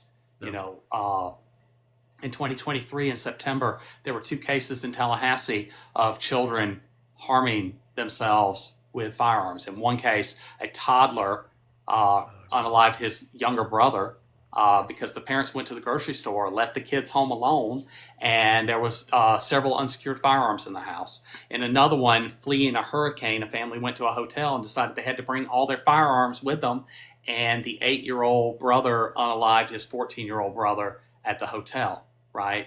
So the fact is there are a lot of people who have firearms that are not responsible and do not use them responsibly, do not keep them stored responsibly. And having that kind of training, I think, would be a benefit and a value. And even if you're not don't like guns at all, because you never know, especially where I live in the South, if your child would be going to someone else's house that has unsecured firearms. And I personally would want my children to at least be aware of how to safely handle things so that they came across one, they wouldn't be tempted to play with it. Right. I want to take this opportunity since you mentioned Brett Cross. You may not even know this yet, Ben, but 2 weeks from last night, so the 22nd, we are hosting a fundraising event on TikTok with a bunch of really large and important creators on this app in support of rise4u.net, which is the organization in Uzi's name, their son Uzi. As a reminder, folks, their son Uzi lost his life tragically in Uvalde. And that's on the 22nd. There'll be more details to come. We're working out all the pieces. We're going to turn this into a massive event that will encourage people to wear burgundy, which is the color of Uvalde. He was big into Spider-Man. He's big into basketball. So we're going to they're going to be joining us as well. Go ahead. You want to say something about that?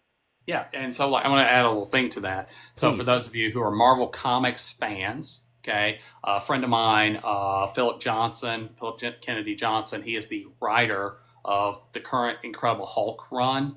They memorialized Uzziah in the current Incredible Hulk as a permanent Marvel character. So in issues 6, 7, and 8, I went to Comic-Con down in Orlando back in February and had Philip sign them all for Brett, autograph them all for Brett. But Philip put Uzziah in there as the character Leo with a new Ghost Rider. And so now he is a permanent fixture in the Marvel Universe, which means that he could show up in a Marvel movie at some point in the future. That's incredible. Thank you, Emily. That's incredible. What an amazing piece to that story. So more details to come on that. This is when you have a platform like TikTok, and sure, you can have these debates, you can have all this nonsense at times, but when you can do something like this to support a family who could really use it, because I think the 24th is the 2-year anniversary of that tragic day. So that'll be on the 22nd of May. We're still working out the details, but everybody stay tuned for that. We'll continue to promote it. Again, the website is Rise. Please, mods, put this in the chat, please. Rise4u.net. Rise, the number 4, u.net. That's the organization. And those of you who do not follow Brett Cross, please go give him a follow and show him some love. This month is going to be hard for him. Indeed. Right. This month is going to be really hard. Brett and I are going to be launching a radio show later in the month as well called The Cold Dead Hands, where we're going to talk about the stories of survivors and the families of victims, because so much of the media focuses on the perpetrators and what made them go awry, and we forget the very real people who were harmed in those kinds of stories. Lots of things coming. So thank you, Gregory. That's the rise4u.net. So more to come on that, everybody. And thanks for that little bit of information about the Marvel side, Ben. That's great. Myth Lover, how are you tonight? I'm doing all right. How about you? Doing fine. Do you have a question for Professor Ben? Do you know who Luke Woodham is? I don't recognize the name off the top of my head. So I'm in Mississippi, and I'm an older millennial. But my older brother was in Pearl High School when that pew-pewing happened. Okay. and his best friend was unalived. Okay. So, that I worked in I was in the middle school office, like working in the office as one of those office assistants. That was one of your free periods where you could pick that. And, I was there when they got the call, right? So I've been paying attention to it since then, right?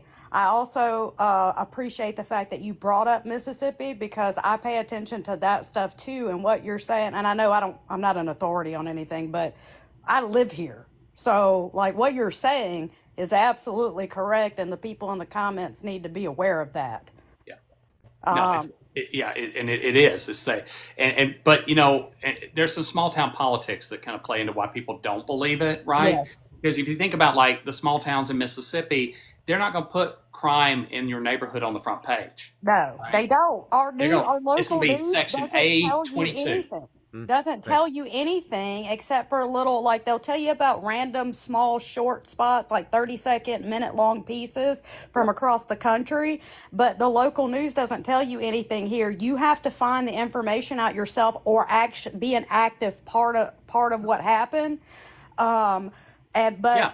but And a lot of that has to do with, like I said, small town politics, right? Like, yeah, so think about here in Florida, right? At the Panhandle, how often they're hit with hurricanes, those very small towns. yeah, If you were suspicious of your neighbor, if you didn't trust your neighbor because they robbed or unalived or did meth or whatever, yeah, right? You may not then trust them to help come together in a community emergency. But I yes, live in Tallahassee. We're not a big city by any means, but there's 150,000 people here at any given time.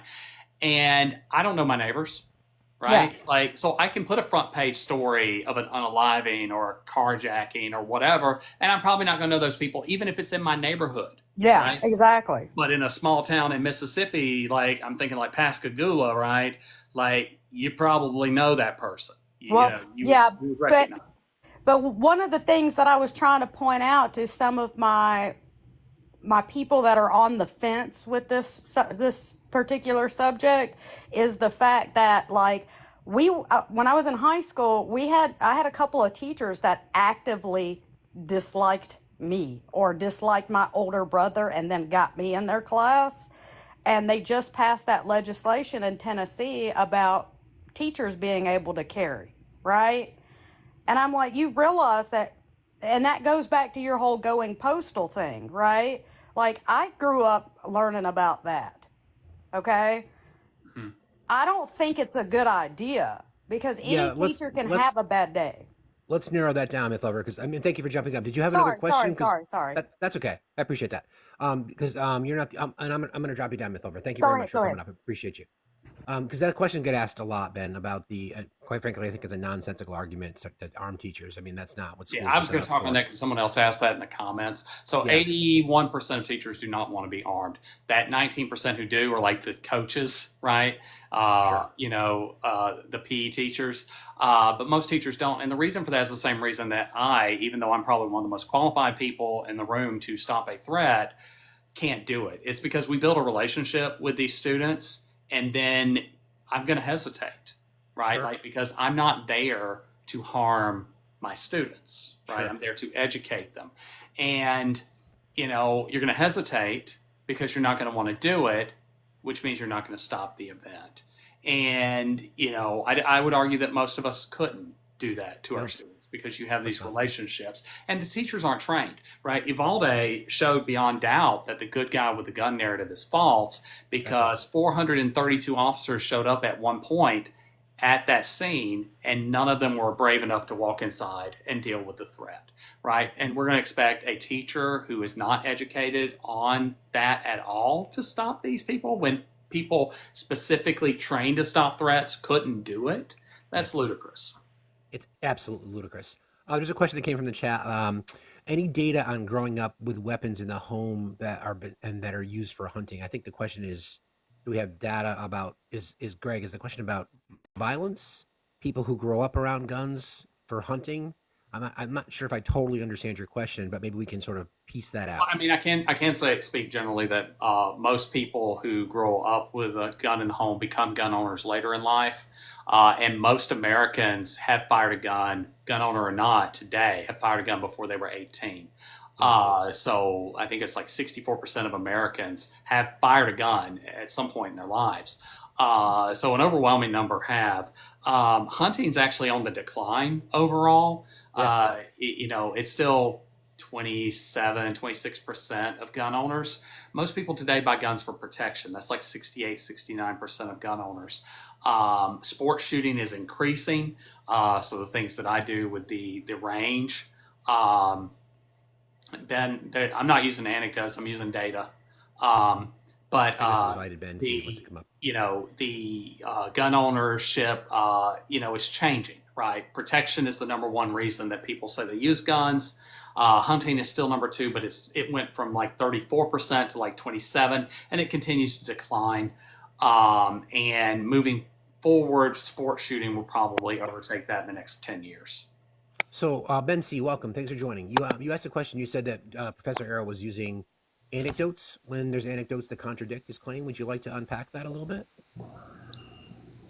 What's there to unpack? I mean, the fact that the anecdotes exist kind of disproves his anecdotal claim. I'm not using anecdotes. I'm using data, and anecdotal evidence that you're suggesting is not evidence.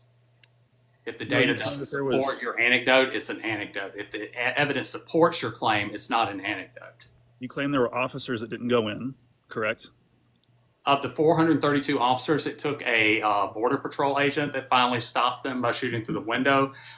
They only went in to grab their kids. They didn't go anywhere near the shooter. And there's also examples of good people with guns helping out in situations, correct? Very few.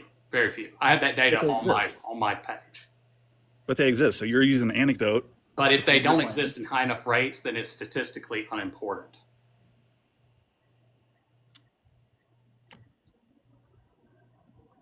If it only happens 1 out of every 100 times, it doesn't matter. Well, you're also using an example of people arriving after the thing happened. But there was an on-duty officer when it was happening. Same as Parkland. In fact, every school shooting that has happened since Sandy Hook, including Sandy Hook, has had officers on the scene at the time when it happened. They did not go in. Okay. I mean, but there's also examples of good people with guns doing things. So it does occur. Again, law enforcement. But you saying it's completely false. 88% of those people stop themselves. They all know that they have 8 minutes before they're going to be completely surrounded by police officers, and they unalive themselves, as is the case with Virginia Tech. Yeah, correct. So they're not stopped by anybody. But there are also cases where, like in 3% of the cases, they just drive away. And they're arrested. For example, okay, I live in Texas, for example. You're aware of the church shooting where a good guy with a gun stopped what was happening, correct? No, he didn't stop what was happening. The guy drove away, and he followed him after he had finished the event, and he stopped him then. He wasn't stopped at the event. Okay. For example, do you think had that person been there, would he have been able to stop him? He clearly was okay with. He was there, and he was not able to stop him. Just like at Las Vegas, nobody stopped the shooter there. Like in these events, the good guy with the gun narrative just doesn't. That shooter was in a hotel room. What do you mean? And there are no other people in Vegas in hotel rooms with firearms? Vegas has some of the loosest gun laws in the country. That was a country music concert. So Ben C., do you know who you're speaking with currently? No, I don't. You can educate me on that. So he's a preeminent expert on this. So I don't. It's not really a fair fight. Gun violence. He's been studying it for decades. Okay. So do you think perhaps maybe that this is an outgunned argument for you? I mean, possibly. Do you have questions? My issue is him using an anecdotal example to disprove something that we clearly have examples of happening. It hasn't disproved that. The evidence suggests that my anecdotal is not anecdotal. It's just evidence. If we look at it, when we look at the percent stopped by a civilian, it's almost non-existent. And most often they stop things with like a broom, not with a firearm. So are you only including mass shootings, or are you including, for example, situations where it's just one-on-one? In those situations, those are usually road rage situations where there is no good guy. For instance, there was a example where a Marine off on leave got into a road rage incident with another person that he had cut off. And the Marine was the person who did not walk away from that event. I would argue both of them thought they were the good guy with the gun in that situation. Okay, that's fine. I mean, there's also plenty of cases of SA being stopped with a gun. There's Sexual assault and violent crimes are almost never stopped with a firearm, especially by a woman. Less than 2% of those crimes are stopped with a firearm. In fact, most crimes that are stopped with a firearm are property crimes. Now, that does include robbery, because robbery doesn't have actual violence involved in it. So you could say that that's an interpersonal crime, but that is considered a property crime. But the vast majority of crimes that are stopped with a person with a firearm are property crimes, and it's a man stopping another man. It's not a woman stopping sexual assault. That almost never happens. Okay, you said 2%, correct? Less Well, than hold on, 2%. hang on one second. And Ben C, you might want to check your following list before you come up here again. You have a good night. Sorry. Thank you for that. So that's just an example, friends, just as a reminder.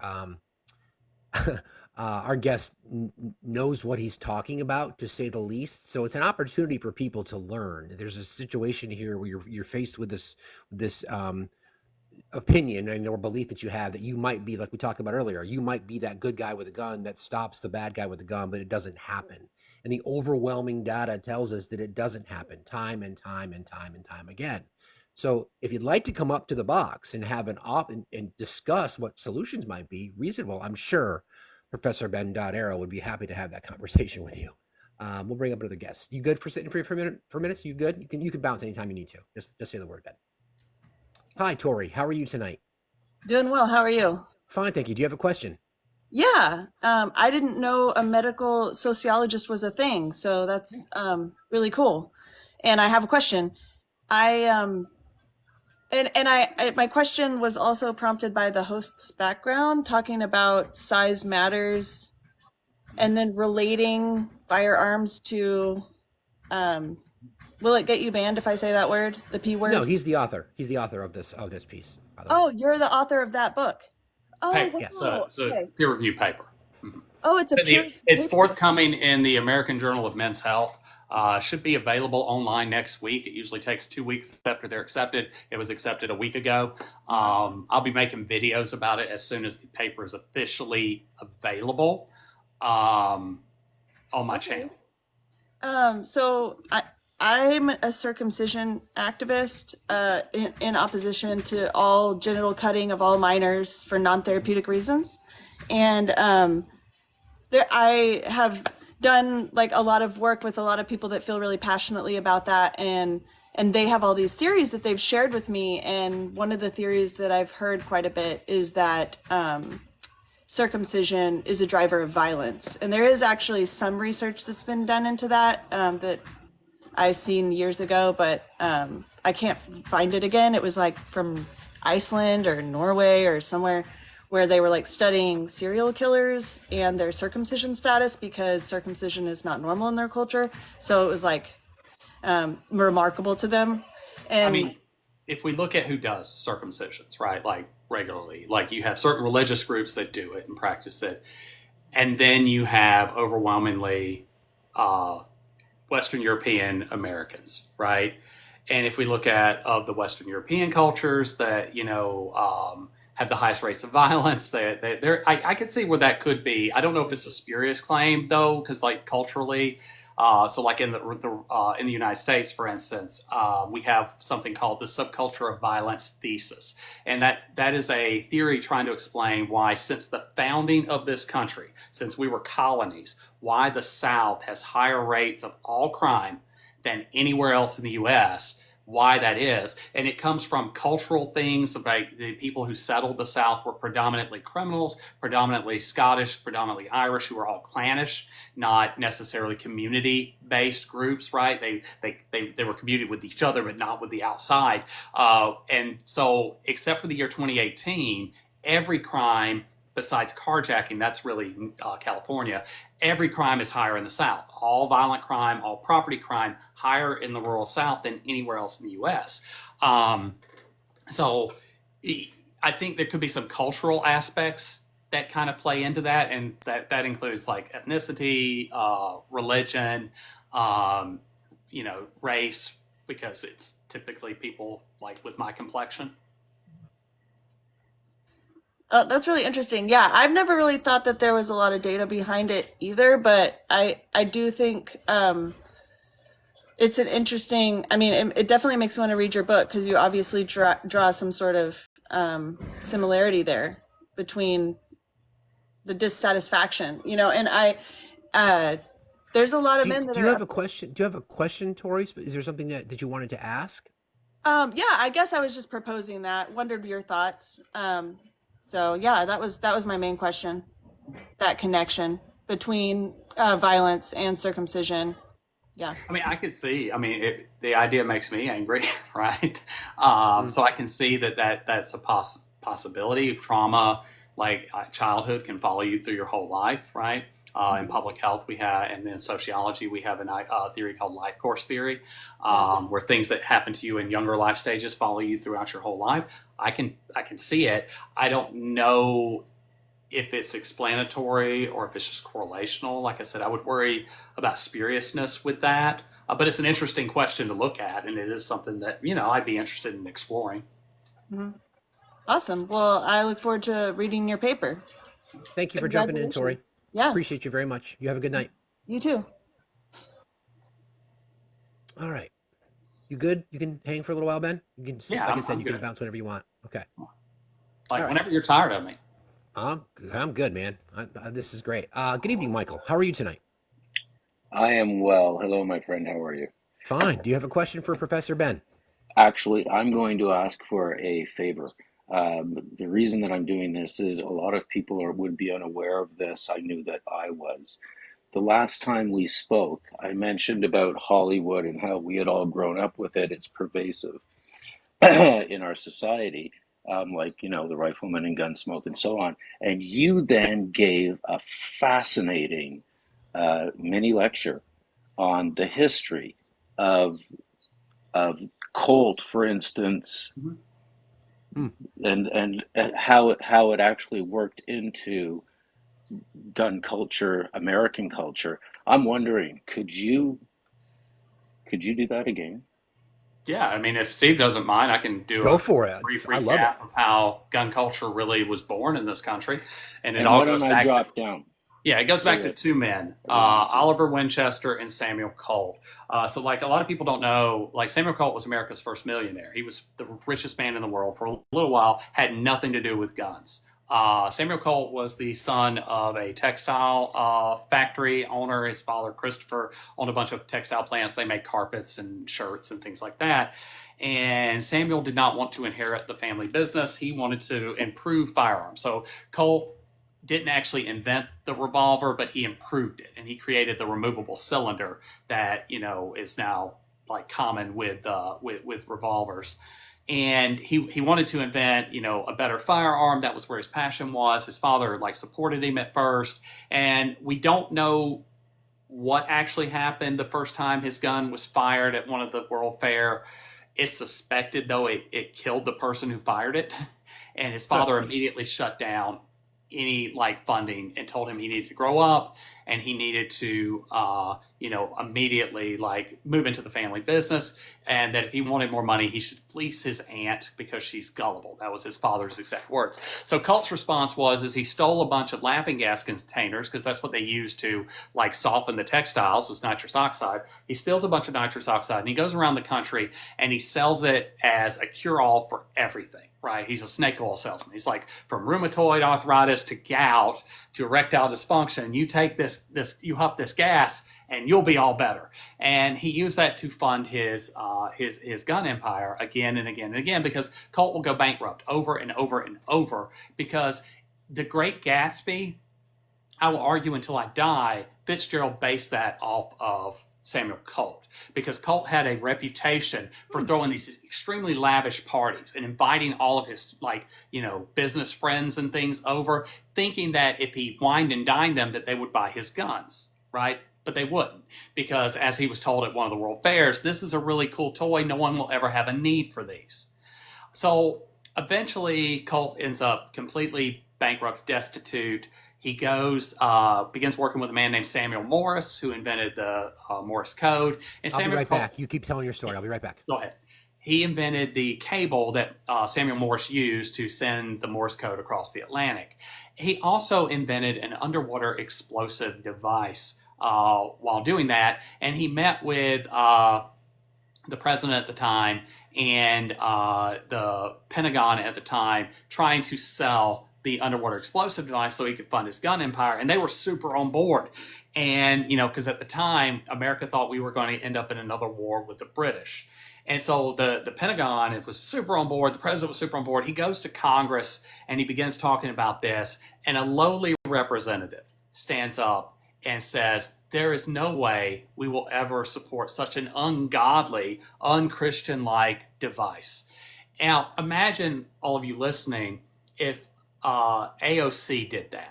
If she stood up and said, we're not going to support this because it's ungodly, and how people would react, right? This is just a representative in the House of Representatives.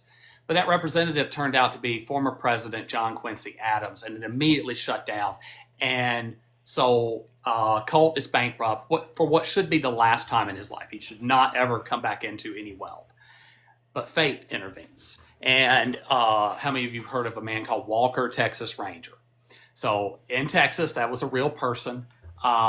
He is surrounded by, I want to say, the Sioux, and he is about to die, and he's scrambling around, reaching around, and he picks up the first firearm that's in his hand, and he fires 6 shots, and he kills everybody around him. And he looks at this firearm, and he's like, whoever made this, I'm giving one to every Texas Ranger in the state. And suddenly, Colt is the richest man in the world.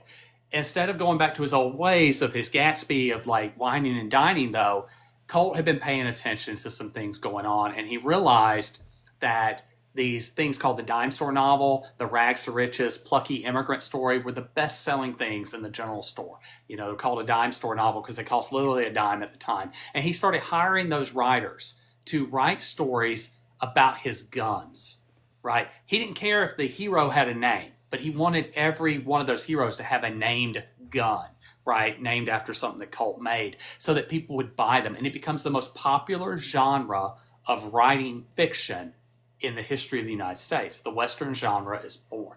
Fast forward a few years when Hollywood is first starting out, Oliver Winchester does the same thing with movies. And this is where the Clint Eastwood character comes from with the man with no name, right? How many roles does Clint Eastwood play in the 50s and 60s where his character literally does not have a name? Yeah. But the guns are named, right? Which comes through the slogan, the gun that won the West. So basically Colt and then invented advertising, and Oliver Winchester improved it by putting it in movies. And that's where our gun culture actually comes from. Well, again, the sensationalization, right? I mean, it's from Clint Eastwood to John Wayne to, Bonanza to Ponderosa to The Dirty Dozen. I mean, you name it. And there's this fascination, real men, right? The perception. Well, and think about it in the 1950s, right? And I think I said this the last time we talked about it. In the 1950s, they were making 600 Westerns a year coming to theaters, 600 Western. Can you imagine if they released 600 Marvel movies in 1 year? Right. And they would all sell out, right? Like making millions and millions of dollars. Yeah. In the 1960s, 8 of the top 10 television shows were all Westerns, right? Bonanza being one of those. So at one point, most popular genre of film and television and writing. That first year that Colt did the dime store novel, 34 million books sold. 34 million. When was this? In the late 1800s. That's crazy. 1870. Right? That's an unheard of feat. Our guest, if you're just joining, is Professor Ben Dowd Arrow. He's a co-author of Size Matters, Penis Dissatisfaction, and Gun Ownership in America. Released next week, you thought, or a week thereafter in the American Journal? It's coming. It's coming in the American Journal of Men's Health. Okay. And there are other papers that you've published already. Are those available online for people? Those are all available. So if you go to my page, to my link tree, my Google Scholar is there. You can go into my Google Scholar and see all of my publications. And most of them are available to the public for free. Some are behind a paywall, but if you email me, I'm happy to share it without you paying for it. Thank you, Ben. Good evening, Amy Dawn. How are you? Hey, Steve, I'm great. I'm so glad that you're here, Ben. Thank you so much for this fascinating platforming that you're doing. I am a mental health professional, and I am particularly interested in just hearing any data that you have, or with all your expertise in what you've done. When I'm with my clients, a lot, specifically men, there seems to be kind of to my, again, anecdotal experience, there's a whole lot of men on ED medication.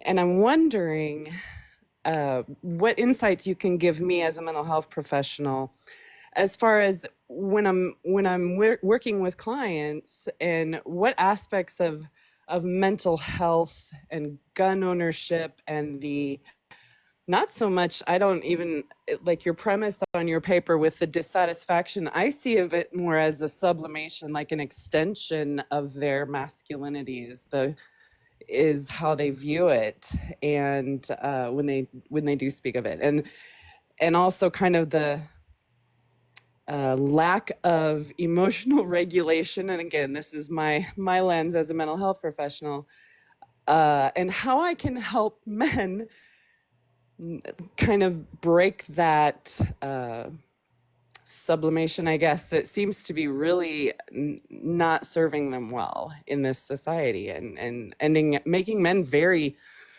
high blood pressure, like death rates. Like there's so many things that lack the anger and all the things. I guess I'm not articulating it very well, but could you just speak a little on just mental health aspects and any intersection you're seeing with gun ownership that would be helpful for me as a mental health professional to keep an eye out, specifically as it relates to men's health? So I have a paper under review right now at the Society of Mental Health that is way overdue to get back to them. I need to work on that revision that looks at gun purchases during the pandemic and traits of depression, anxiety, and anger, to see if people with those traits bought them or owned them at higher rates than people without those traits. And so, like, what I kind of found is that none of the groups owned them at higher rates, but only those with anger traits bought them at higher rates during the pandemic. So really, like, mental health, and this is an argument that I've made quite a bit, isn't really linked to gun ownership, really, right? So we like to scapegoat mental health as being the root cause of these, like, mass tragedy events. And I would argue, like, one-on-one, yeah, like, there is probably something wrong with someone to want to go and do these kinds of acts, right? But there's no diagnoses. Now, part of that could be, and you could probably speak on it much better than me because I am not a mental health professional, I am a medical sociologist, but is that men are way underdiagnosed because men do not seek out treatment to begin with. Absolutely, 1,000%.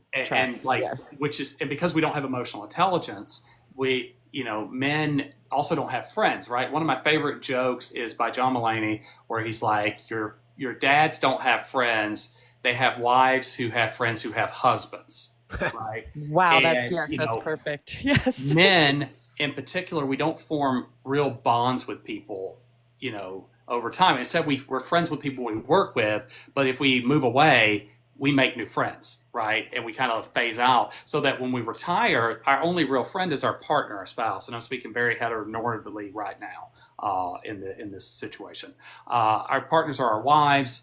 And what happens if she dies or she divorces us? Like, what happens to those men? And this is why when you look at suicide rates, for women, it's almost a perfect bell curve. Like, as they get older, it goes up till about 45, which is where most men end up divorcing their wives or the kids leave the nest. And then it comes back off because women have very strong support systems. My mom went to a girls' night and then a girls' brunch all the way up until she passed away last year. My dad, on the other hand, I don't think I've ever seen him with a non-family member friend, right? So, like, men, though, on the other hand, it's just a progressively worsening chart as they get older, right? And so these, men don't know how to deal with their emotions. They don't know how to deal with loneliness or anxiety, depression. They're told it's weakness. They don't seek it out. So I think the first step is actually getting health insurance to cover mental health services, and B, making it less stigmatized, where it's just something we all need to do. I talk about my suicide story all the time in an effort to get young men in particular to know that it's okay to feel things. Well, that is definitely a paper. The paper you mentioned is, I would definitely want to read that when you get it through. That sounds pretty fascinating. I'm wondering what your view is, if you've seen the documentary Against All Enemies, I believe it is, where they talk about the phenomenon of men who are in the military. I'm gonna kind of summarize, but it's like basically the what they found was men who are in the military. There's this. They leave the military and are with us. Speaking to what you said about community, which I think is a very astute point, is yes, women in our culture, we're good at building community. That's why we like 4B is good for us, because we know how to build community. We'll be fine without y'all, kind of thing, right? Well, and I guarantee you have friends that you've known from grade school or college that you're still friends with today. Absolutely. My bestie I've known since I was 4 years old. Yeah, for sure. I don't have that. Yeah, yes. And that's sad to me. And so I'm curious too, if you have any insights on, because I see the through line there too, with that need for community that men don't get to develop. And then they find that in the military, and then they leave the military, and then they come back. And the commonality there too, to see those types of men go into law enforcement. And again, you've got military and law enforcement, both professions which you're carrying a gun. Likely. Keep in mind, vast majority of former military do not go into law enforcement. Vast majority of law enforcement are not military or former military. It's very small. Oh, good. Good to know. I had no idea what the statistic Also keep in mind, 22 a day. Indeed. Which is the number of veterans that unalive themselves every single day in this country. Yeah, that's not a good statistic. I don't like that. So one of the aspects of gun control that we found that really works is going to gun shops and gun ranges, talking to them about the 22 a day, and having them learn to recognize the symptoms of a person who is suicidal, and then that they are then more actively try to prevent that person from getting a gun, because they see that person as a future customer, but they also have that love for veterans, right, that we see, among certain groups. And so they try and talk them down and help them find a community there. And that's really great, because I think really what my feeling is that building community and making that something that we work on, especially in my field with men, is teaching people how to build community and have that sense of togetherness, and it's going to go a long way. And I know that. Thank you for that, because the profession thing to me is interesting. It's the statistics there, and with that movie, it made sense to me. And so there's the opportunity for us as a society to address that, specifically with veterans. And I didn't know what the percentage was of what your research showed. And I think Steve had asked you didn't track that in your paper. You didn't track the professions or anything that they go into. Paper. But yeah, that's mostly really good because data. There are 300 or 400 professions, and it gets a little muddy when you only have a few thousand people, so that you don't get a lot out of it. So instead, we ask things related to their job, their perception of how valuable their job is, what their prestige level of the job is, the income that they make from their job. Those actually get better than looking at, are you a dentist, a doctor, a lawyer, a sanitation worker, or whatever. Oh yeah, that makes way more sense. Thank you for that. Yeah, absolutely. It's funny. Well, thank you. Sorry, Amy. I was going to say, before you leave, I'm going to take this opportunity for a little promo, because we were both talking earlier about how the stigmatization of men not feeling like they can be heard or reaching out for therapeutic help or even just becoming vulnerable. Well, Amy co-hosts with me every other Friday night for this segment that we've been doing for a few months now called Are You Okay? And we have both been surprised that men have come up and have been vulnerable. So I think that there's hope potentially. Seeing men are at least willing to be vulnerable. We've seen many tears. We've seen a lot of emotion shared, and for a variety of topics. So I want to give a hat tip to my co-host tomorrow night, Amy Don, who will be here tomorrow night, hopefully, because those conversations have been very powerful. So there you go. Yes, tomorrow absolutely. night, 6 o'clock. Thank you so much for that. Yeah.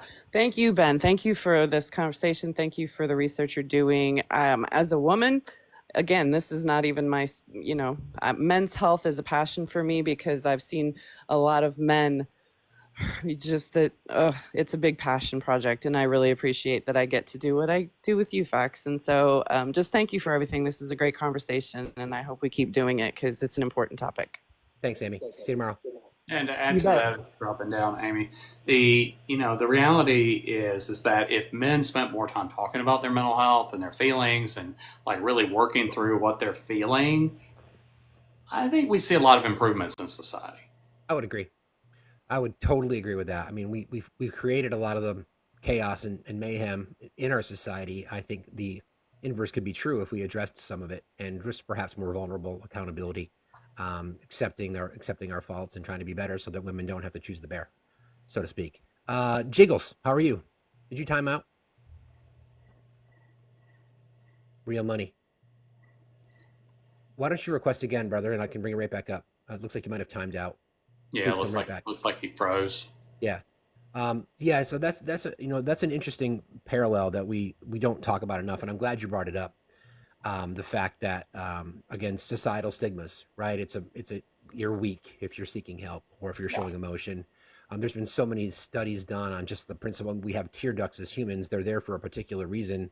The therapeutic effects of crying, because you have to get these emotions out somehow, some way, and if you're not trained or allowed to show emotion as a young man, then that manifests itself into dangerous elements later in life. As a medical sociologist, I'm sure you've seen that manifest in many ways, from self-unaliving to alcoholism to substance abuse, because you have to hide the pain or cover the pain somehow. Well, right? and that stigma towards mental health is one of the leading theories towards violence and even against themselves, right? Like because we are not trained and competent in how to properly express emotion because we repress them, we suppress them, which then leads to violent outbursts. Right. There's a couple questions specifically about what potential gun laws. Is there a model on a state that you would say? Because again, we live in such a divisive society. We're never going to get where we actually maybe money came back. So, all right. So here, let's talk about the Dickey Amendment. Yeah, you know where I'm going. Okay, go for it. Let's start with the Dickey Amendment. So the Dickey Amendment was a omnibus spending rider added to the 1996 budget. So since the 90s, we've not been able to pass a budget in this country because our Congress sucks, right? So what they do is they pass what's called an omnibus spending bill, which is just extending the previous budget and maybe adding a few things and taking a few things off. In 1996, we added the Dickey Amendment. The Dickey Amendment said, and I'll paraphrase, that if the CDC and then later NIH in 2012 funds any research that could be used to promote gun control, those institutions lose 100% of federal funding. Okay. Now, this is important because this means we can't actually research using federal funds like really deep studies on guns and gun laws, right? So all I can tell you is that since we have started collecting the data in the year 2000, states with stricter laws have lower gun mortality than states with looser laws. The two best states in the country that go back and forth are Massachusetts and Hawaii. They have the strictest gun control laws in the country. Currently, Massachusetts is number one with, I think, 3.6 per 100,000, which means it's almost half of New York at 5.4, and it's 4 times less than Vermont and Maine, which are around 12 per 100,000 each. Okay, and Vermont and Maine are important because they have constitutional carry.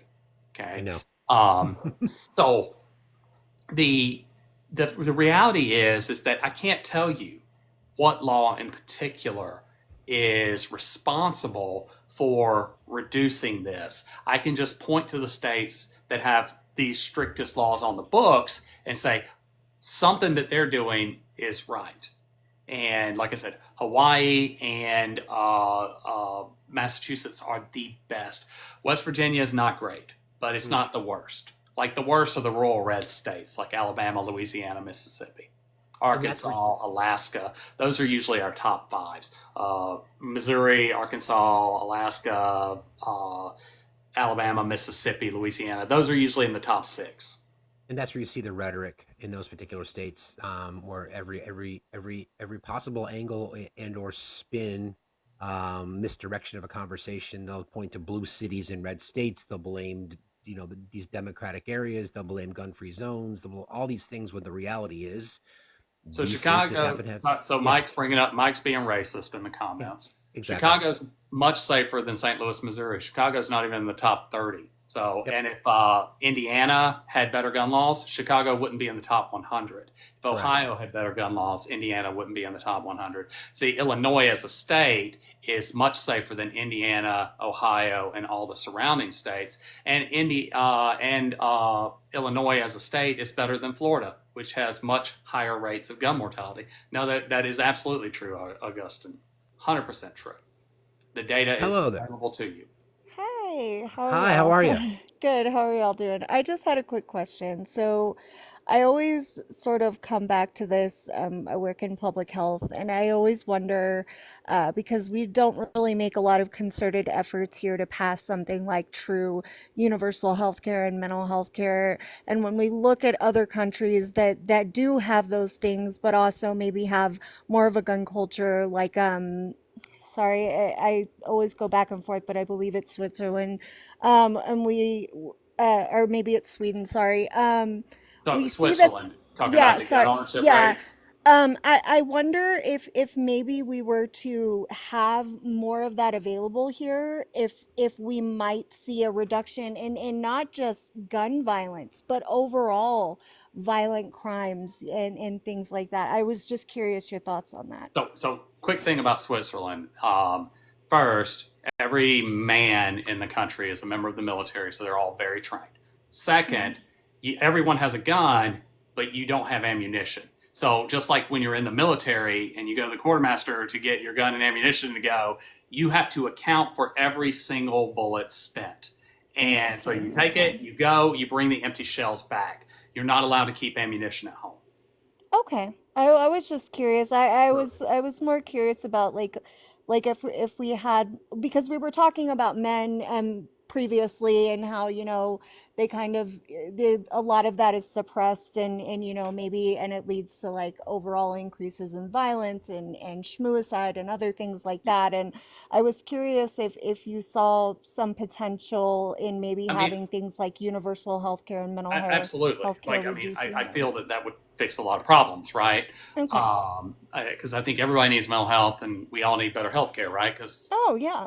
those are horrible things. But I don't like scapegoating mental illness because it causes three very No. distinct problems. One, it assumes that a person who is like a mental health professional can just look at a person and figure out who's going to be a violent offender and who's not, right? Or No. like Minority Report, the Tom Cruise movie, Yeah. right? Like they're psychics predicting. And second, because they can't do that, then it's like, why bother, because it's a lone wolf. And then it goes to, well, because they're a lone wolf, they can't be predicted, and they by any means, then we shouldn't have laws at all. No, and that was not my claim. Sorry, I wanna preface that with saying I'm not trying to scapegoat mental health in this. I only meant to say that if we had more of an ability to reach people before they felt like picking up this gun was their only option, maybe if we had more things in place, whatever it may be, to do those things, like reductions in poverty, universal basic income, other things like that, if we might just see overall reductions in just generally crime, but especially gun crime. Yeah, no, and please don't take it that I was saying that you were Oh, saying no, that. I no, just no, want I to make didn't. clear for people who are saying, "Oh, it's a mental health issue." Like, I don't like pushing in No, I I don't do think we either. need better health overall in this country. We spend the most per capita among comparable nations on healthcare in the world, and we have the worst outcomes of Yep, all nations on the planet. we We are one absolutely of the do. worst for like infant mortality and maternal mortality, for Maternal instance. We're mortality, yeah. worse than non-comparable nations.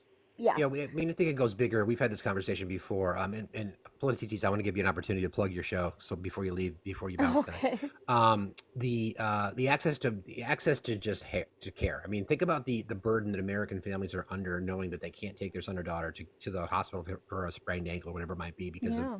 medical bankruptcy. But if we talk about mental health specifically, it's not just about avoiding disaster. it's just about a person's quality of life. Because we've had conversations about intimacy and people not being able to be emotionally intelligent and or the ability to connect emotionally to their partners, because a lot of these the baggage that we carry around with us is connected to our mental health. Your mental health is weak, your physical health is weak, it affects your overall health, and you're passing away early. We're seeing life expectancy get shorter Oh as yeah, our society evolves, and in my opinion, a lot of it comes from mental health. But so yeah, I think a solution to universal health care that's going to. We talked earlier about how Gen Z is looking at changes to gun policies and changes to the Second Amendment. They're also going to be looking at universal health care because they get it too. They get it. So, Politititi, you want to plug your show? Oh, I do a podcast with Makeup by Noel called Politicities, where we talk about Trump and everything that's going on in the House and Senate. We try to cover the bigger stories of the day. If you'd like to come, we start at 8:30 Central, 9:30 Eastern. I appreciate you for giving me that opportunity. I'm not as good as advertising as Noel is, but we would love to have you if you want to come over. So I We got you. appreciate everybody. But thank you for having me up. I appreciate you answering Before my you question. drop, I don't know if I follow your account, but I'm about to. But also, I just want to fun fact: like a lot of people like want to say, "Oh, it's Democrats that take away gun rights," but historically, it's always Republicans, right? Ronald Reagan, I would argue, till my dying day, was the biggest proponent for gun control in the history of the United States. But Donald Trump was also a close runner-up. Following Parkland, Donald Trump told the American people that we should not care about due process. We should just take away Yeah, guns no, from he people did. we He think are and his dangerous. ATF banned bump stocks. Like, yeah. So Yeah. I'm actually I have my own opinions about guns and things like that, but I was just curious your thoughts from a public health perspective on how you felt on, increasing access to care and things like that might help overall for our society with just crime in general and particularly gun crime. But I appreciate you for answering my question. I'm gonna drop back down. If anybody wants to come over tonight, we'd love to have you. If not, we're also on YouTube. Thank you so much, Fax, and I really appreciate y'all. Have a good Thank you, night. friend. Have a good night. See you later. Thank Nemo's you. 100% correct in that Ronald Reagan is 100% Satan. Nemo loves Reagan. I know. Nemo praises him all the time on his channel. Political Mom. Good evening, friend. How are you? Hey, Chelsea. There you are. Hi. What's up? Sorry, couldn't be here earlier. That's okay. What's on your mind? Hey, sorry, couldn't be here earlier. Yeah. That's okay. No, I was just tuning in to see first of all, I want to see the picture and see if Ha, you actually used it, and I was excited that you were. indeed. But I um wanted to ask about what you thought about the ghost gun um the Biden administration is trying to get rid of, and that Texas Attorney General Ken Paxton, forgive him, is trying to oppose. Yeah, so like ghost guns are extremely problematic. So for those that don't know, those are guns that either 3D printed or they're created like, without serial numbers. Um, because like that's just going to increase like the arms trade. So like a lot of the guns that are used in crimes in Mexico are acquired in Texas. Like the cartels cross over into the U.S., get guns from us because they're so easy to get, and then they take them back into Mexico where they're used in the gang crimes and things that happen there. The ghost guns are just going to exacerbate that problem. They're just going to make it worse because we're not even going to be able to track where they came from. Like looking at data from COVID, we're already seeing that a high percentage of guns that were bought during COVID have already been used in crimes, and we traced it back to those original owners. If we didn't have proper serial numbers, we wouldn't be able to trace back where those guns came from. So like I know some of them are like those to make kits that you can get, and any age could get them, so they're not traceable. Right. Yeah, like I said, they're either 3D printed, plastic, made out of like they buy their own receivers or things like that and put the gun together themselves. And the point is they end up with a gun that doesn't have a serial number and can't be traced for where it was created or who made it. Like the only reason we know how many guns are in the United States is that we know how many were made and we know how many were destroyed. So we can take the difference between those two numbers, and that's how many we know still exist. Oh, that's So interesting. So, Mike, thank you for accepting the invite. You had made a comment that you said that ghost guns are not even an issue, but sensationalized on TV. Would you care to unpack that a little bit? Basically, I used to own a business called World of Weapons. I was a federal firearms dealer. I'm an investigative journalist. Several factors weigh into some things that can give me some credibility in what I'm about to say. But most of the instances that we see where a ghost gun or a particular type of knife or any particular weapon are sensationalized on television to the point where people think that those items should be banned immediately when they account for less than 1/10 of 1% of any of the shootings that we hear about. So I think the issue of looking at, say, a ghost gun, which has a very valid reason for it to be banned, is not something that should be sensationalized like that's going to be the end all of gun control, and anyone that would go against that has to have a issue themselves because they go against the ghost guns or ghost gun ban. Most of the time, that's just a waste of time that they could incorporate a ban against a certain class of weapons, like the bump stock and stuff like that, which I was personally involved in. These issues are things that, when you view it from a national or international scale, are extremely minor when you look at the actual numbers. I think anyone that actually goes in and looks at the numbers will see that most of the things that people sensationalize or talk about are not a true large issue. Mass shootings are an issue for our country. It's unique to us, and it's caused, in my research, has a lot to do with mental illness and various other aspects in society and how people get along with others and what have you. So it's an ongoing thing. We don't seem to have a solution for it. There doesn't seem to be a solution on the horizon for it. But our country has a problem, and it needs to be looked at. All right, Mike, I'm gonna say, because I've disagreed with you on some of the comments, but I'm gonna agree with most of what you said. That I don't think it's a big issue that we should worry about currently. Do I think it's an issue? Yes, because of what I've just said about Agreed. how, an increasing number and increasing access to things like 3D printers, ease of access to put these things together. It could become a problem. They are currently, though, illegal based on the 1980 the 68 firearms law. Correct. But I'm going to push back on the mental health. Less than 25% of perpetrators of mass shootings have a diagnosed mental illness at the time of the attack. That's according to the FBI. Right.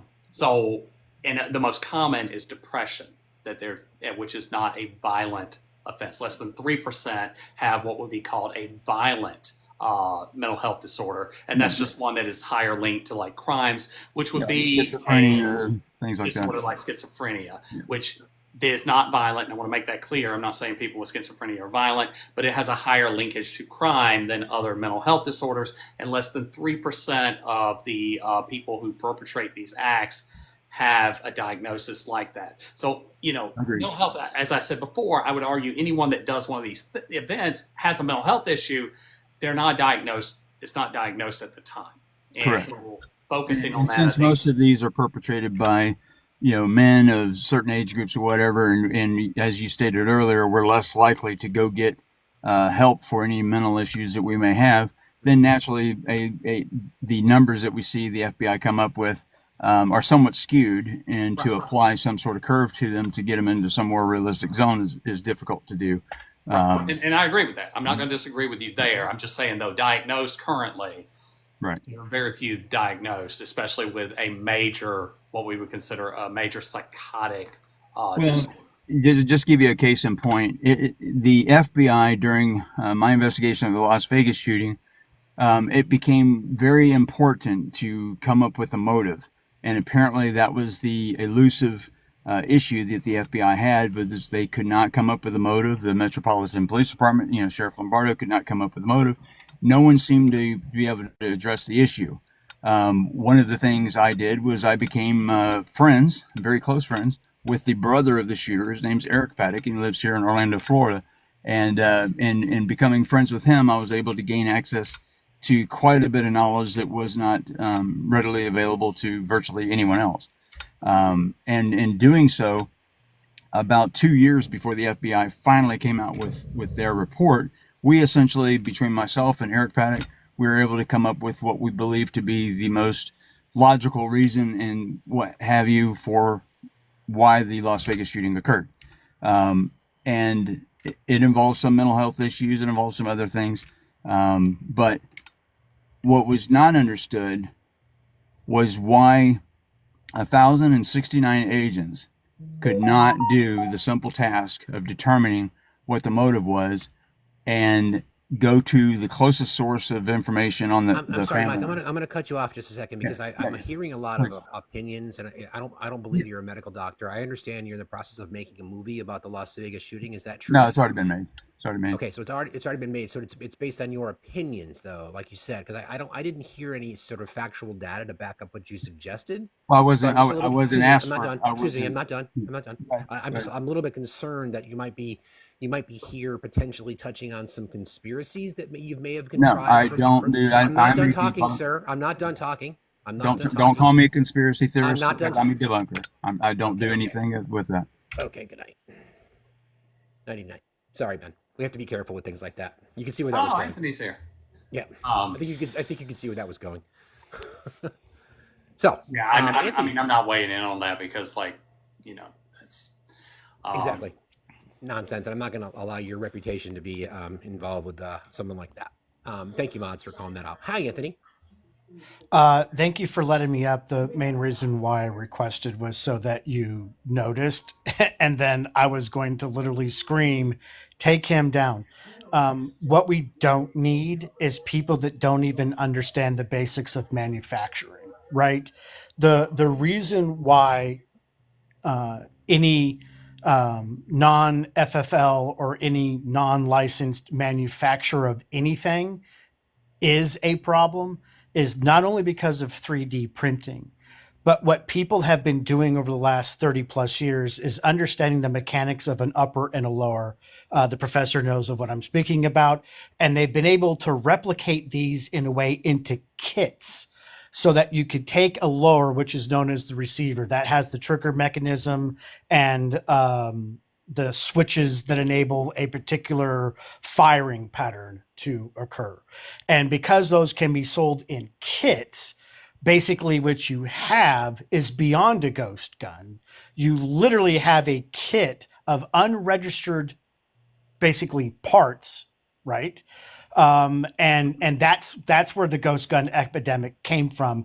And Professor, you'll have to correct me, but I think it was sometime in the 90s when they cracked down on the manufacturing of aftermarket parts because that was part of the problem and it had to come from a licensed authorized entity, correct? Yeah, that was like around the semi-automatic weapon ban around 94.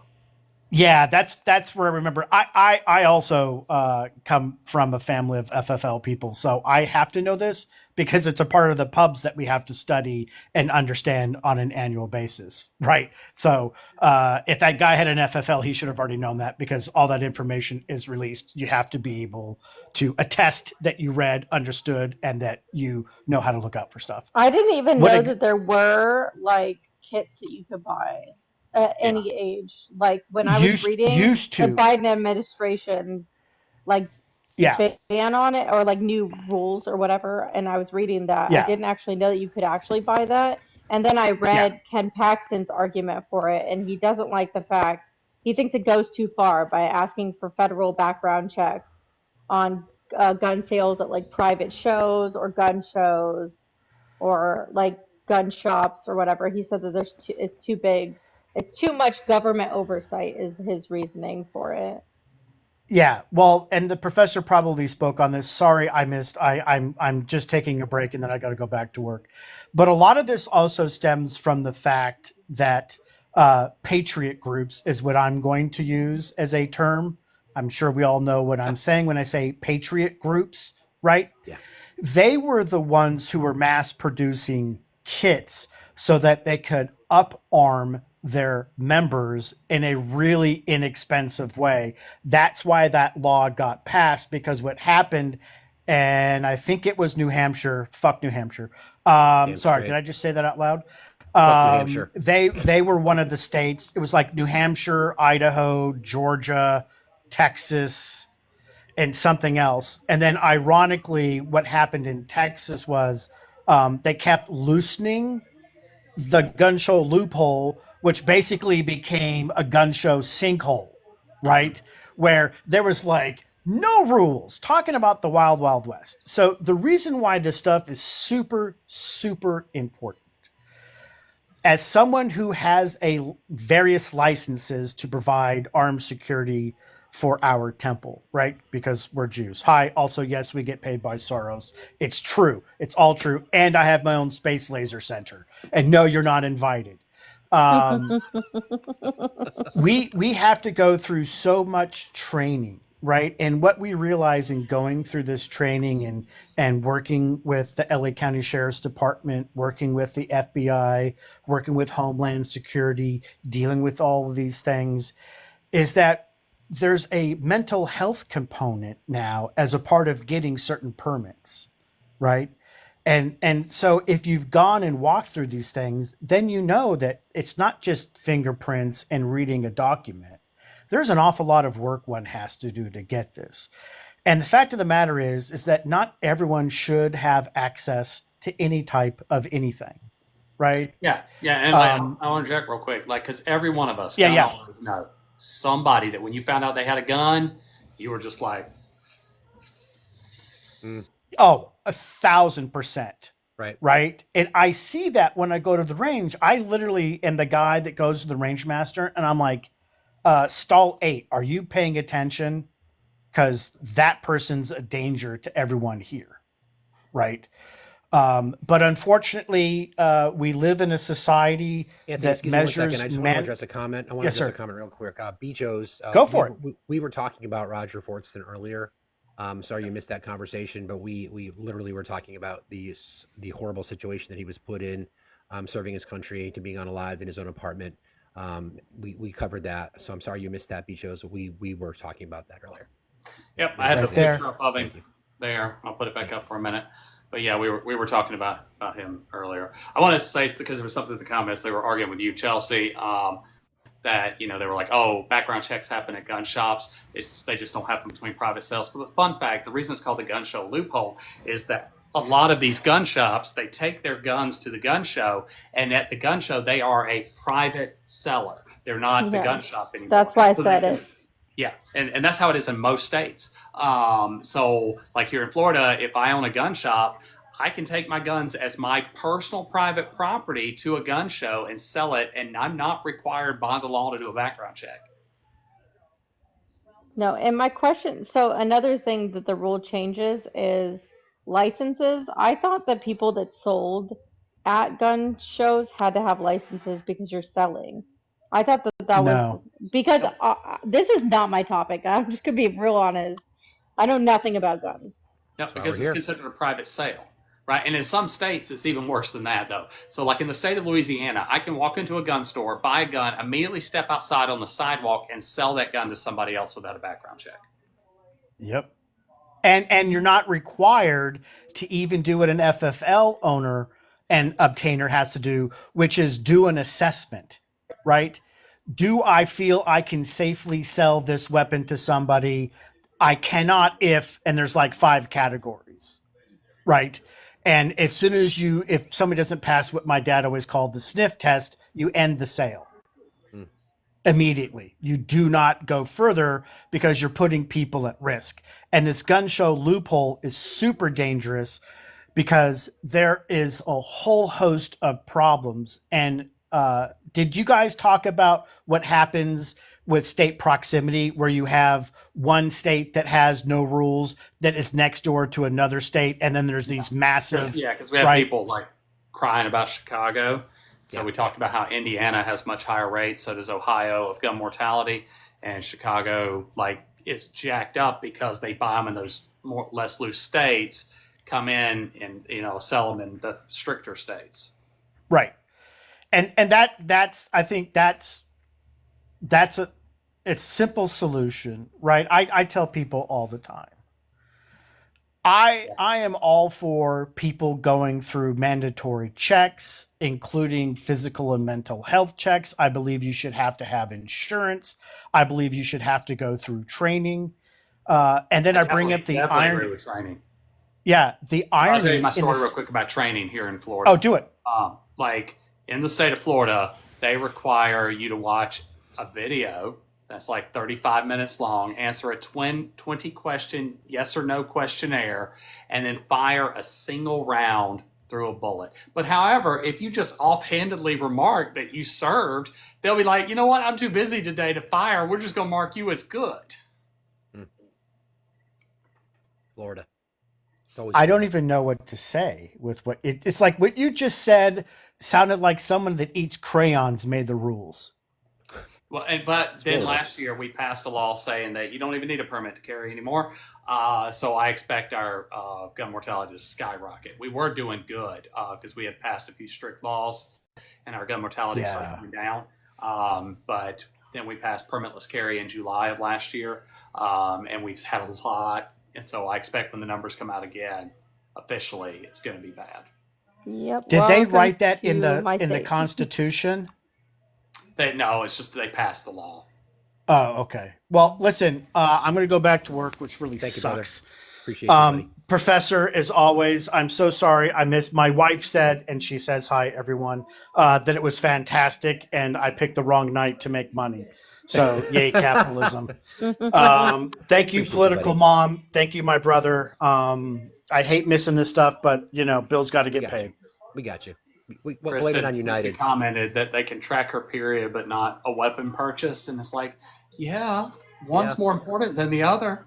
Pretty much. Well, we don't have any more questions. We don't have any more guests. So, is there anything, Chelsea? Do you have any other questions for Ben? And I want to give Ben a chance to kind of close out tonight with some things that might be on his mind that either we didn't get to or words of wisdom. I just want to Chelsea, hear you're first. like what he. Yeah, I just want to hear what he has to like what he thinks the outcome of this lawsuit is going to be between Well, thinking about the current Supreme Court, right? I don't think it'll be good. It's like, I don't have a lot of faith right now because we have justices reinterpreting the Constitution currently to meet political ends. You want me to break out a lightsaber, Kristen? I can do that. It's got a lot of them. I do.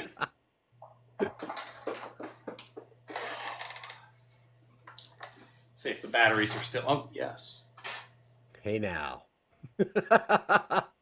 Speaking of phallic representation, I'm just saying. I'll just throw that out there for the conversation.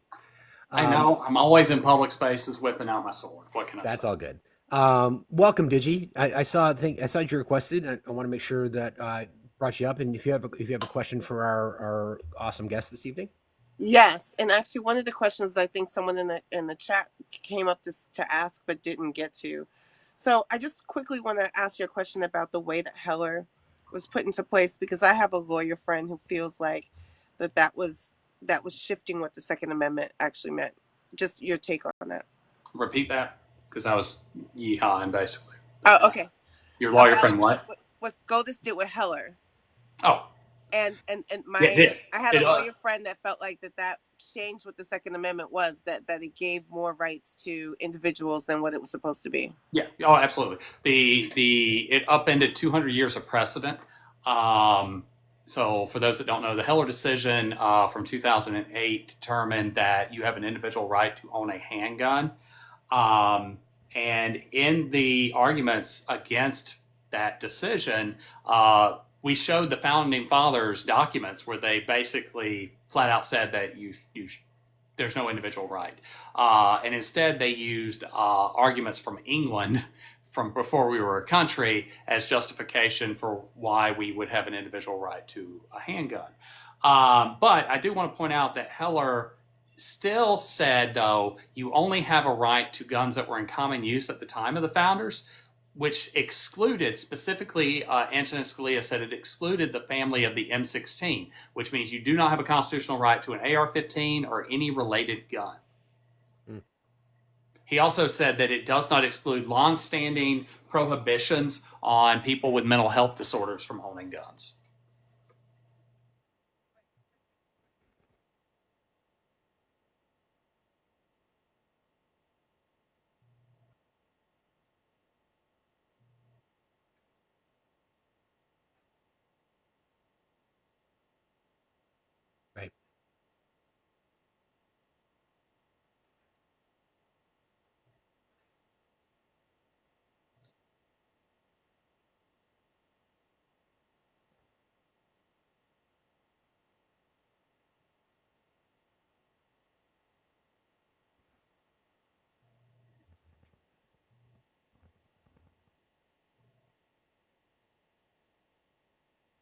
Oh, hold on, Digi. I think you might be muted for some reason. Real Looks like your quick. mic.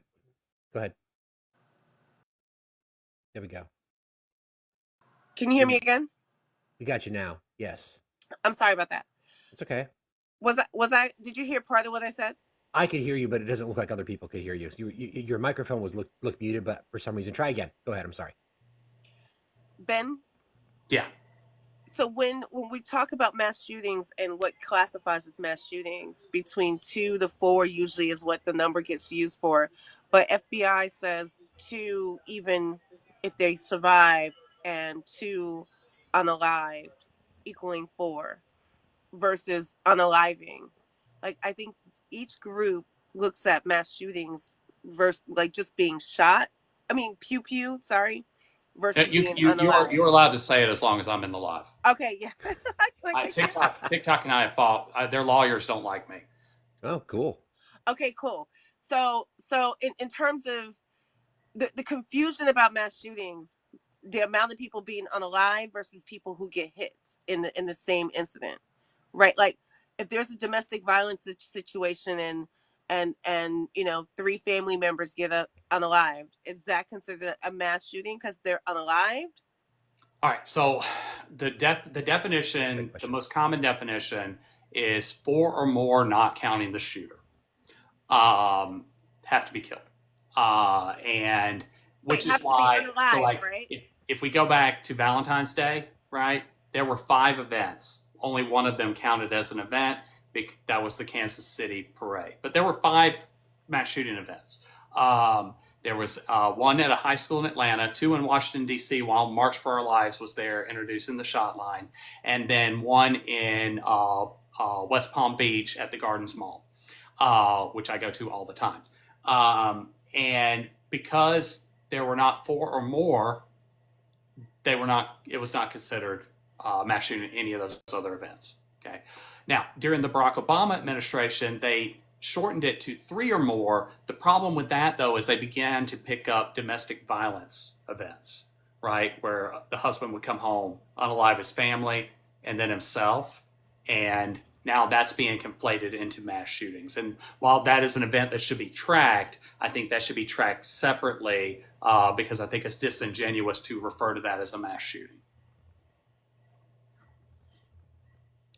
I just want to say that you and I are on the same page about that. Can you hear me? Yeah. Yep. Okay. You and I are on the same page about that because that's more domestic or intimate versus going out someplace and there's no one and you just doing a mass I'm sorry, just shooting everybody that's there, right? And I find that people don't want to make that distinction, and I also think that sometimes even when Chicago gets used, most people don't realize that even in those incidences, it's a domestic dispute. It's not actually a mass shooting the way that other people see it. Do you understand what I'm saying? Yeah, absolutely. And like, so one I person got think mad what at I think the somebody else. definition should be is 2 or more people targeted either intentionally or unintentionally in a public venue. I think that should be the definition that we should use. Anywhere in public. Anywhere in public. Can you say that again? Can you say that again for me? 2 I or want more to use people targeted either intentionally or unintentionally in a public space. So this wouldn't be like a neighborhood, right? So because we don't want to add, the very small instances of gang violence in there. We want to track what would be a legitimate, what could be a mass tragedy. That is so helpful for me and what we've been looking at and working on in the language that we've been trying to get at. Those are my big ones. I know time is up, but if you have time for more or you want to close out facts, I'm fine with that. I have 2 more, but I can shut down. No, go for it. Okay. So in your research, now I'm going back to your research. When you were looking at the masculinity quotient, I know that the majority were white men. Mm-hmm. When you were looking at that quotient, did men of color match the same level of the masculinity quotient in that? Yeah, there's some variation for sure, But as I was telling Steve, there are other factors like socioeconomic status and things like that that kind of played a part in it too. So not a clear link. But I'm struggling with this because how do we link that to the grievance that ends up being the mass shootings that are mostly white men? Can we or can't we? So as I've told earlier, most mass shootings are white men. They're men. So 94, 95% are men. About 70% are white. No, I mean, how can we take your study about the masculinity and tie it to the majority of the mass shootings that are white men? The connection between the masculinity quotient and grievance and the mass shootings. Oh, I mean, I think there's a very clear link to that, right? I think that, like the we talked about this earlier, where like you live in a society where men are told, oh, if you work hard and you do this, you'll be successful and you'll be able to support a family and you'll be able to do all that, and you can't anymore, right? Because the economy is just, we're in this capitalist hellscape. And so, like, instead of being angry at the people who are actually oppressing them, they take that anger and rage out on the people around them that they blame for putting them in those positions.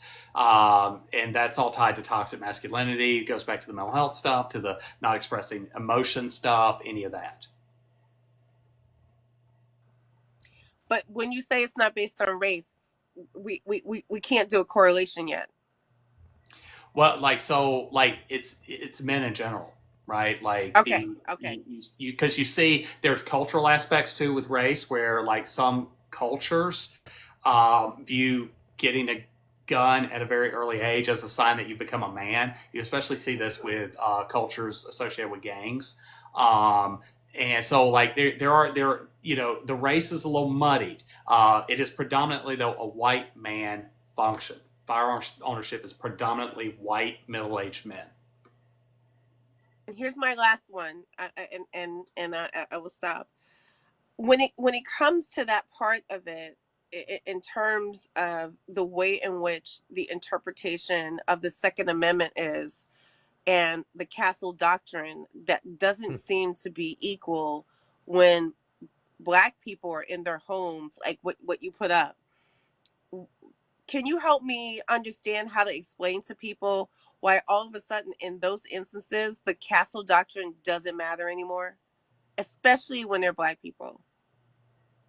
Yeah, so this goes back to talking about Roger Fortson, who we were talking about earlier. I'll throw his picture back up, because there's been a long argument made by scholars that the Second Amendment does not apply to people of color, especially Black men.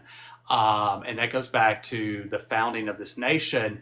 The very first, one of the first laws in the colonies, in this colony of Virginia, made it an act of treason to sell guns or ammunition to Native Americans, punishable by death. And, so the punishing of people of color starts there, and it just continues to snowball. And we've had court cases after court case that kind of uphold that. Here in the state of Florida, there was a case called Watson v. Stone, where a white man got pulled over for DUI in the early 1900s. He had a concealed firearm in the car. They did not punish him for DUI because that wasn't really a crime back then, but they did put him in jail for having a concealed firearm because that was illegal at the time in the state of Florida.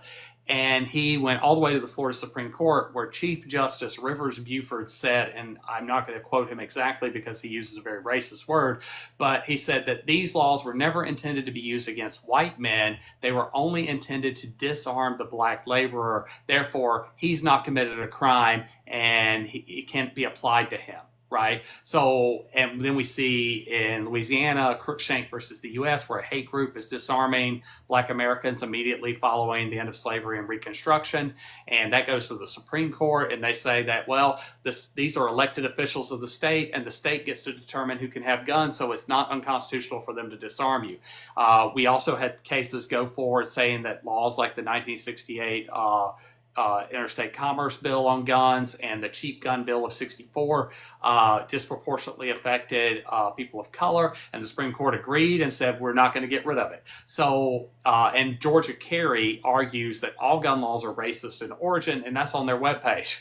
So I think that there is an argument that can be made that whether they were intended to be racist or not, they have racist implications, and people of color are not viewed as legitimate gun owners. We can look at the gentleman behind me. We can look at Philando Castile. We can look at any number of individuals who are people of color that were unalived by law enforcement or other people. I want to say his name was Jerome Jackson. He stopped a mass shooting in Tennessee at a nightclub.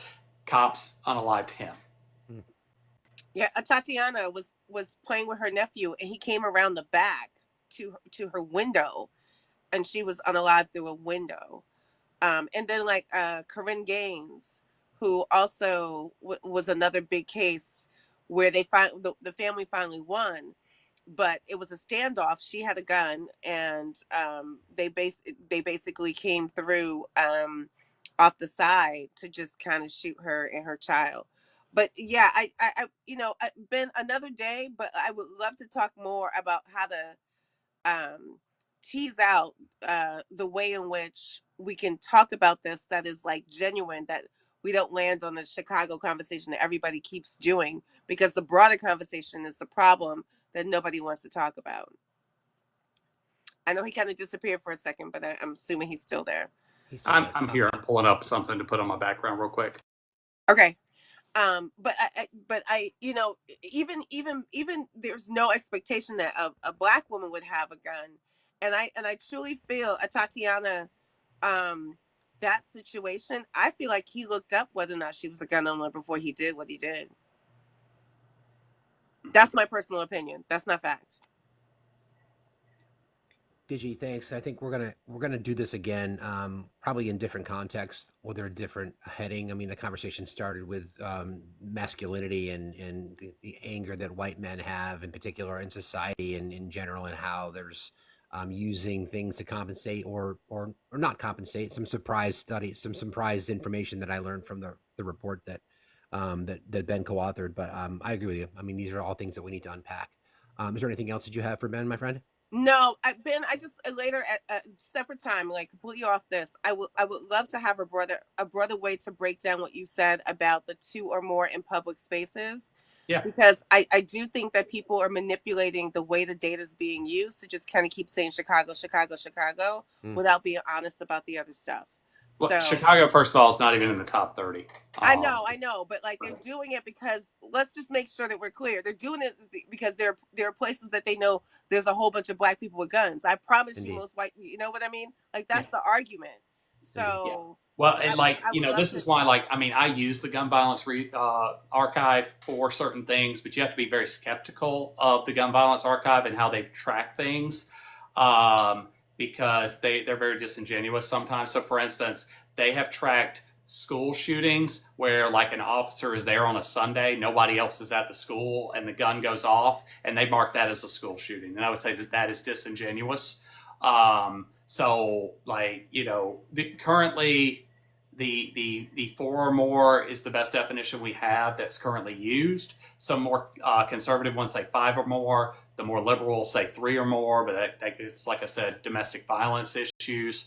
But I think changing it to a situation where you have 2 or even 3 or more people targeted unintentionally or intentionally in a public space, I think that gets more at what we're trying to actually get a hold of and find out about.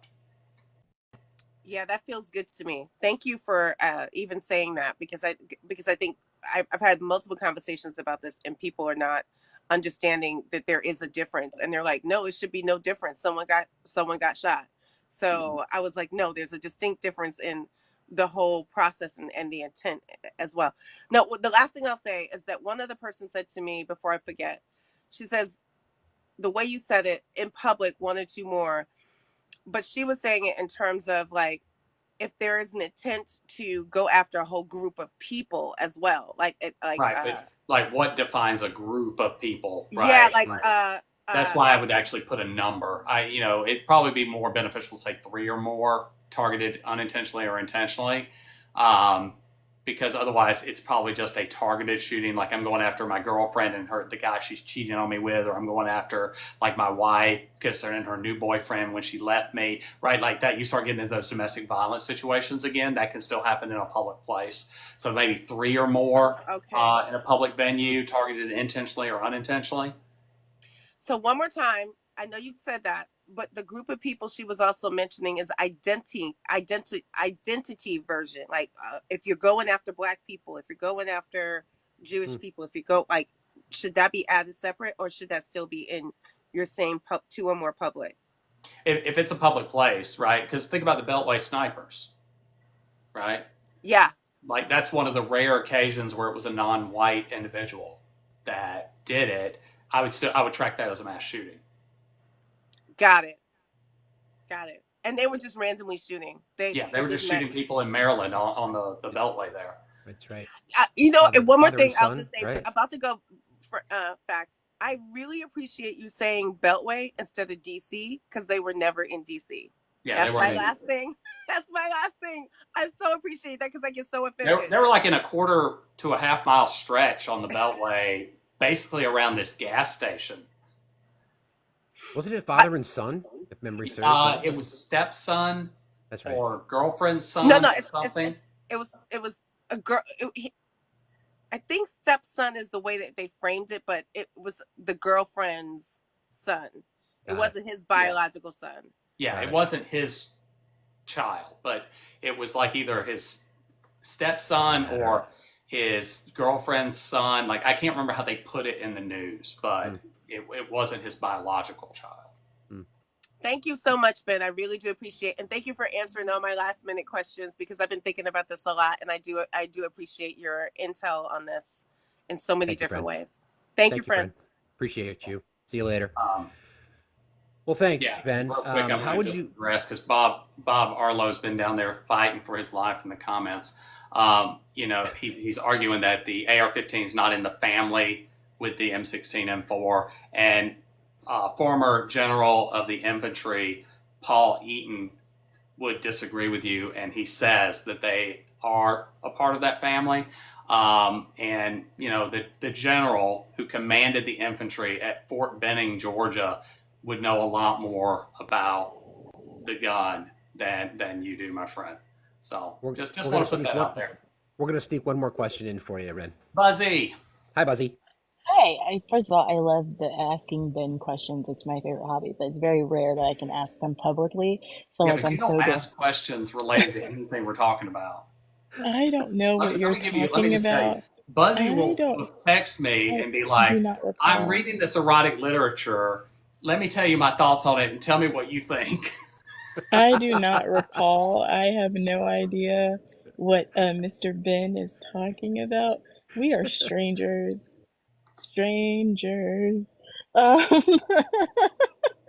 No, so my question, it was in regards to safety. And really in a lot of the conversation that's being had, because of the amount of women that have been harmed, and that conversation about the man versus bear. More recently, what I've seen is men saying that women should have a firearm. You have more men screaming from the rooftops that men should get a firearm. In that same conversation, you have women saying maybe we should actually get firearms and start taking out these men that continuously harm us. Do you think there is any statistical benefit to women having firearms as a method of protection? So we did talk about this a little bit earlier, but first of all, women are the fastest growing population for becoming gun owners in the United States. But statistically, almost no violent crimes, especially those related to SA, are stopped by a gun owner. And do you think that could possibly be because of the shock value associated with the trauma or something like that? Because of a lot of part of it's that, but it's also that usually when a person is SA'd, it's someone you know, right? And how hard then is it to use a weapon on someone you know? And can you even bring that weapon to bear if it's the person in the room with you? This is why law enforcement will unalive you in 20 feet if you're holding a knife, because I can get to you faster with that knife than you can draw that gun, right? So you're in a position where the person most likely to harm you, it's not a stranger. It's not stranger danger. It's not you out like, and it happens. It's your husband, your boyfriend, your father, your brother, whatever. I thought so, and I just because I was and I'm hoping that puts to bed that aspect. That was quite a dog.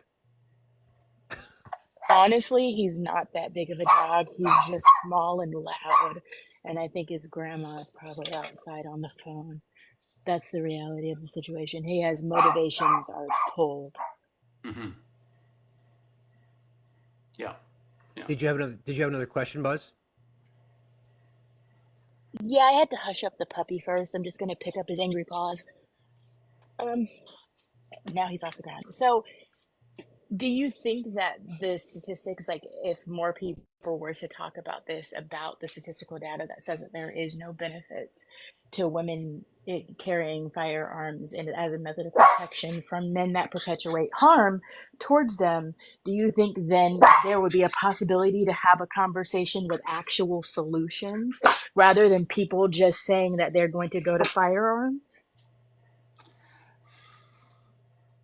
I mean, I don't know that I can answer that, because that's a big one. People try to turn to firearm ownership a lot of times out of fear, but women in particular understand the risks. So, like, there was a big push. The reason they're the fastest growing segment is that the NRA used to only target white men to become gun owners, and lately they've been targeting women to become gun owners. One of my favorite ads was showing a picture of a woman with a shotgun that said "better than any pacifist male" on the ad, and it's trying to sell a shotgun.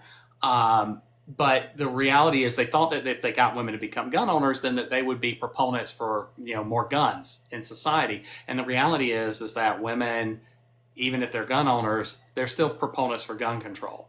Let me see if I can pull up that screen. This is a paper that I'm hoping to have out very soon. Let's see, under my screenshots, if I have it on my phone still. Hopefully I do. Where is it?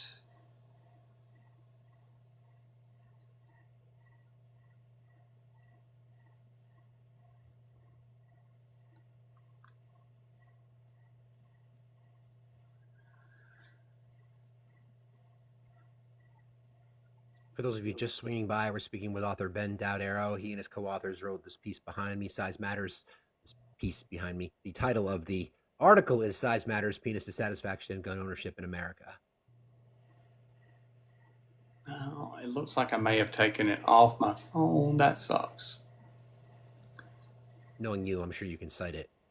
No, here it is. I found it. Oh, there you go. All right. So these are predicted probabilities of supporting or opposing gun control by gender and by conservative ideology. So as it goes like from left to right, they become more conservative in their gender role views, right? Like, so more traditional gender roles. You notice the blue lines, because I've got it very stereotypically, because I use this to show.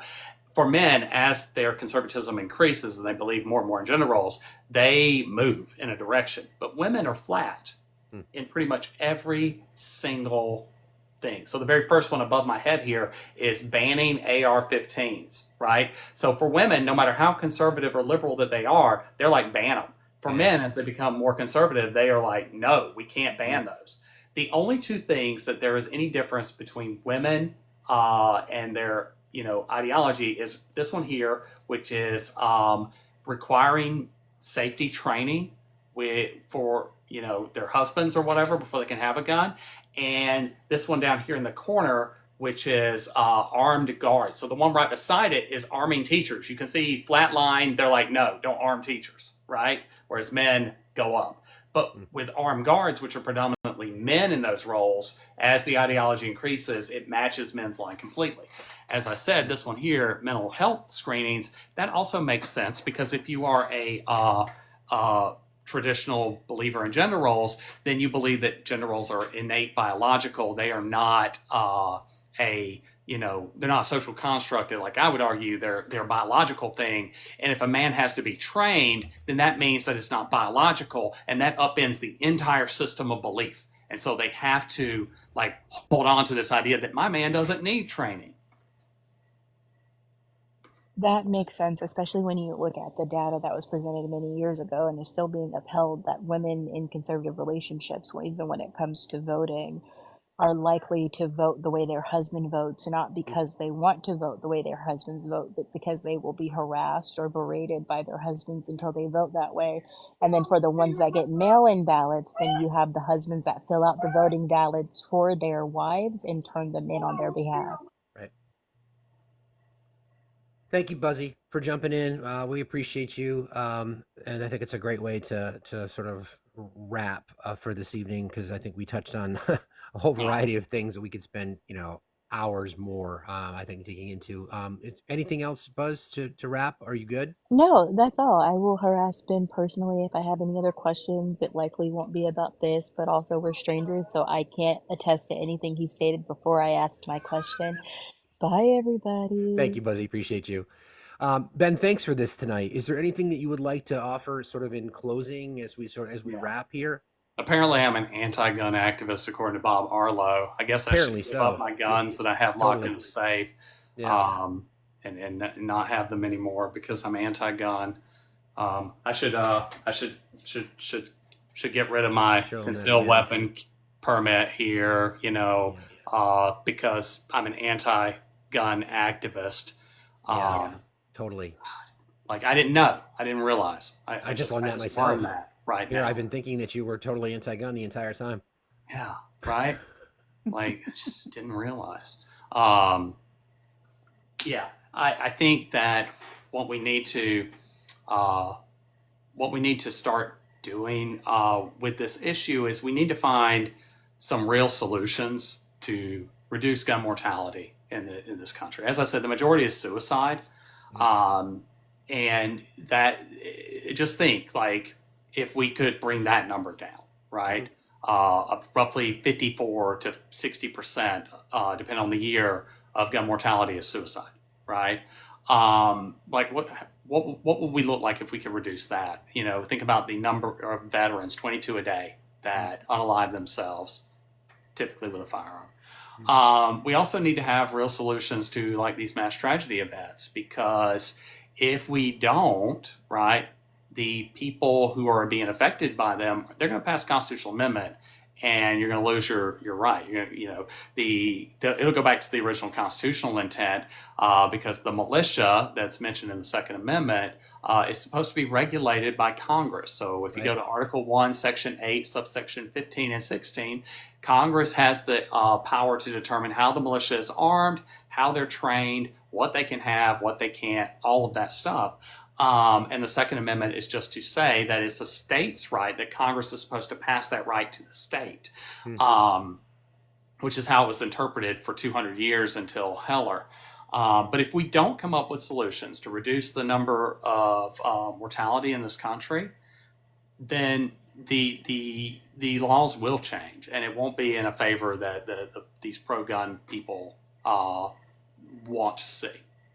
And it's I think it's an 85 or an 80-20 issue or 70-30 issue that the majority of Americans, right, left, independent, down the middle, want some sort of change, right? 54% of gun owners on that Pew survey that you quote, 54% want a gun registry. Exactly.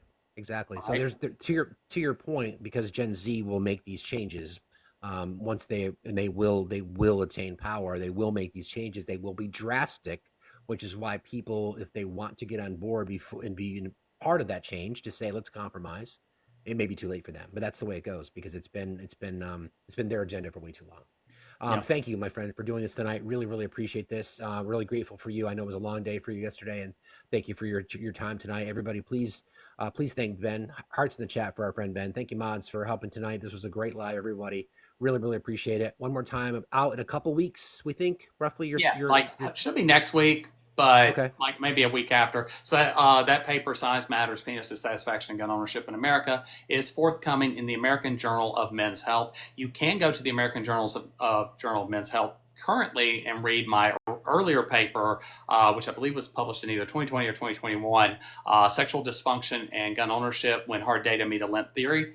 That was the first one. This is the second. You can go to my Google Scholar page, which is in my link tree on my bio. It's like the second thing down below the fundraiser that I'm doing. So you can go there and go straight to my Google Scholar page and then directly link to any of the articles that I have published. That's wonderful. Thank you very much again. Appreciate that. And then thank you all for joining tonight. We'll see you tomorrow night, 6 p.m. Eastern.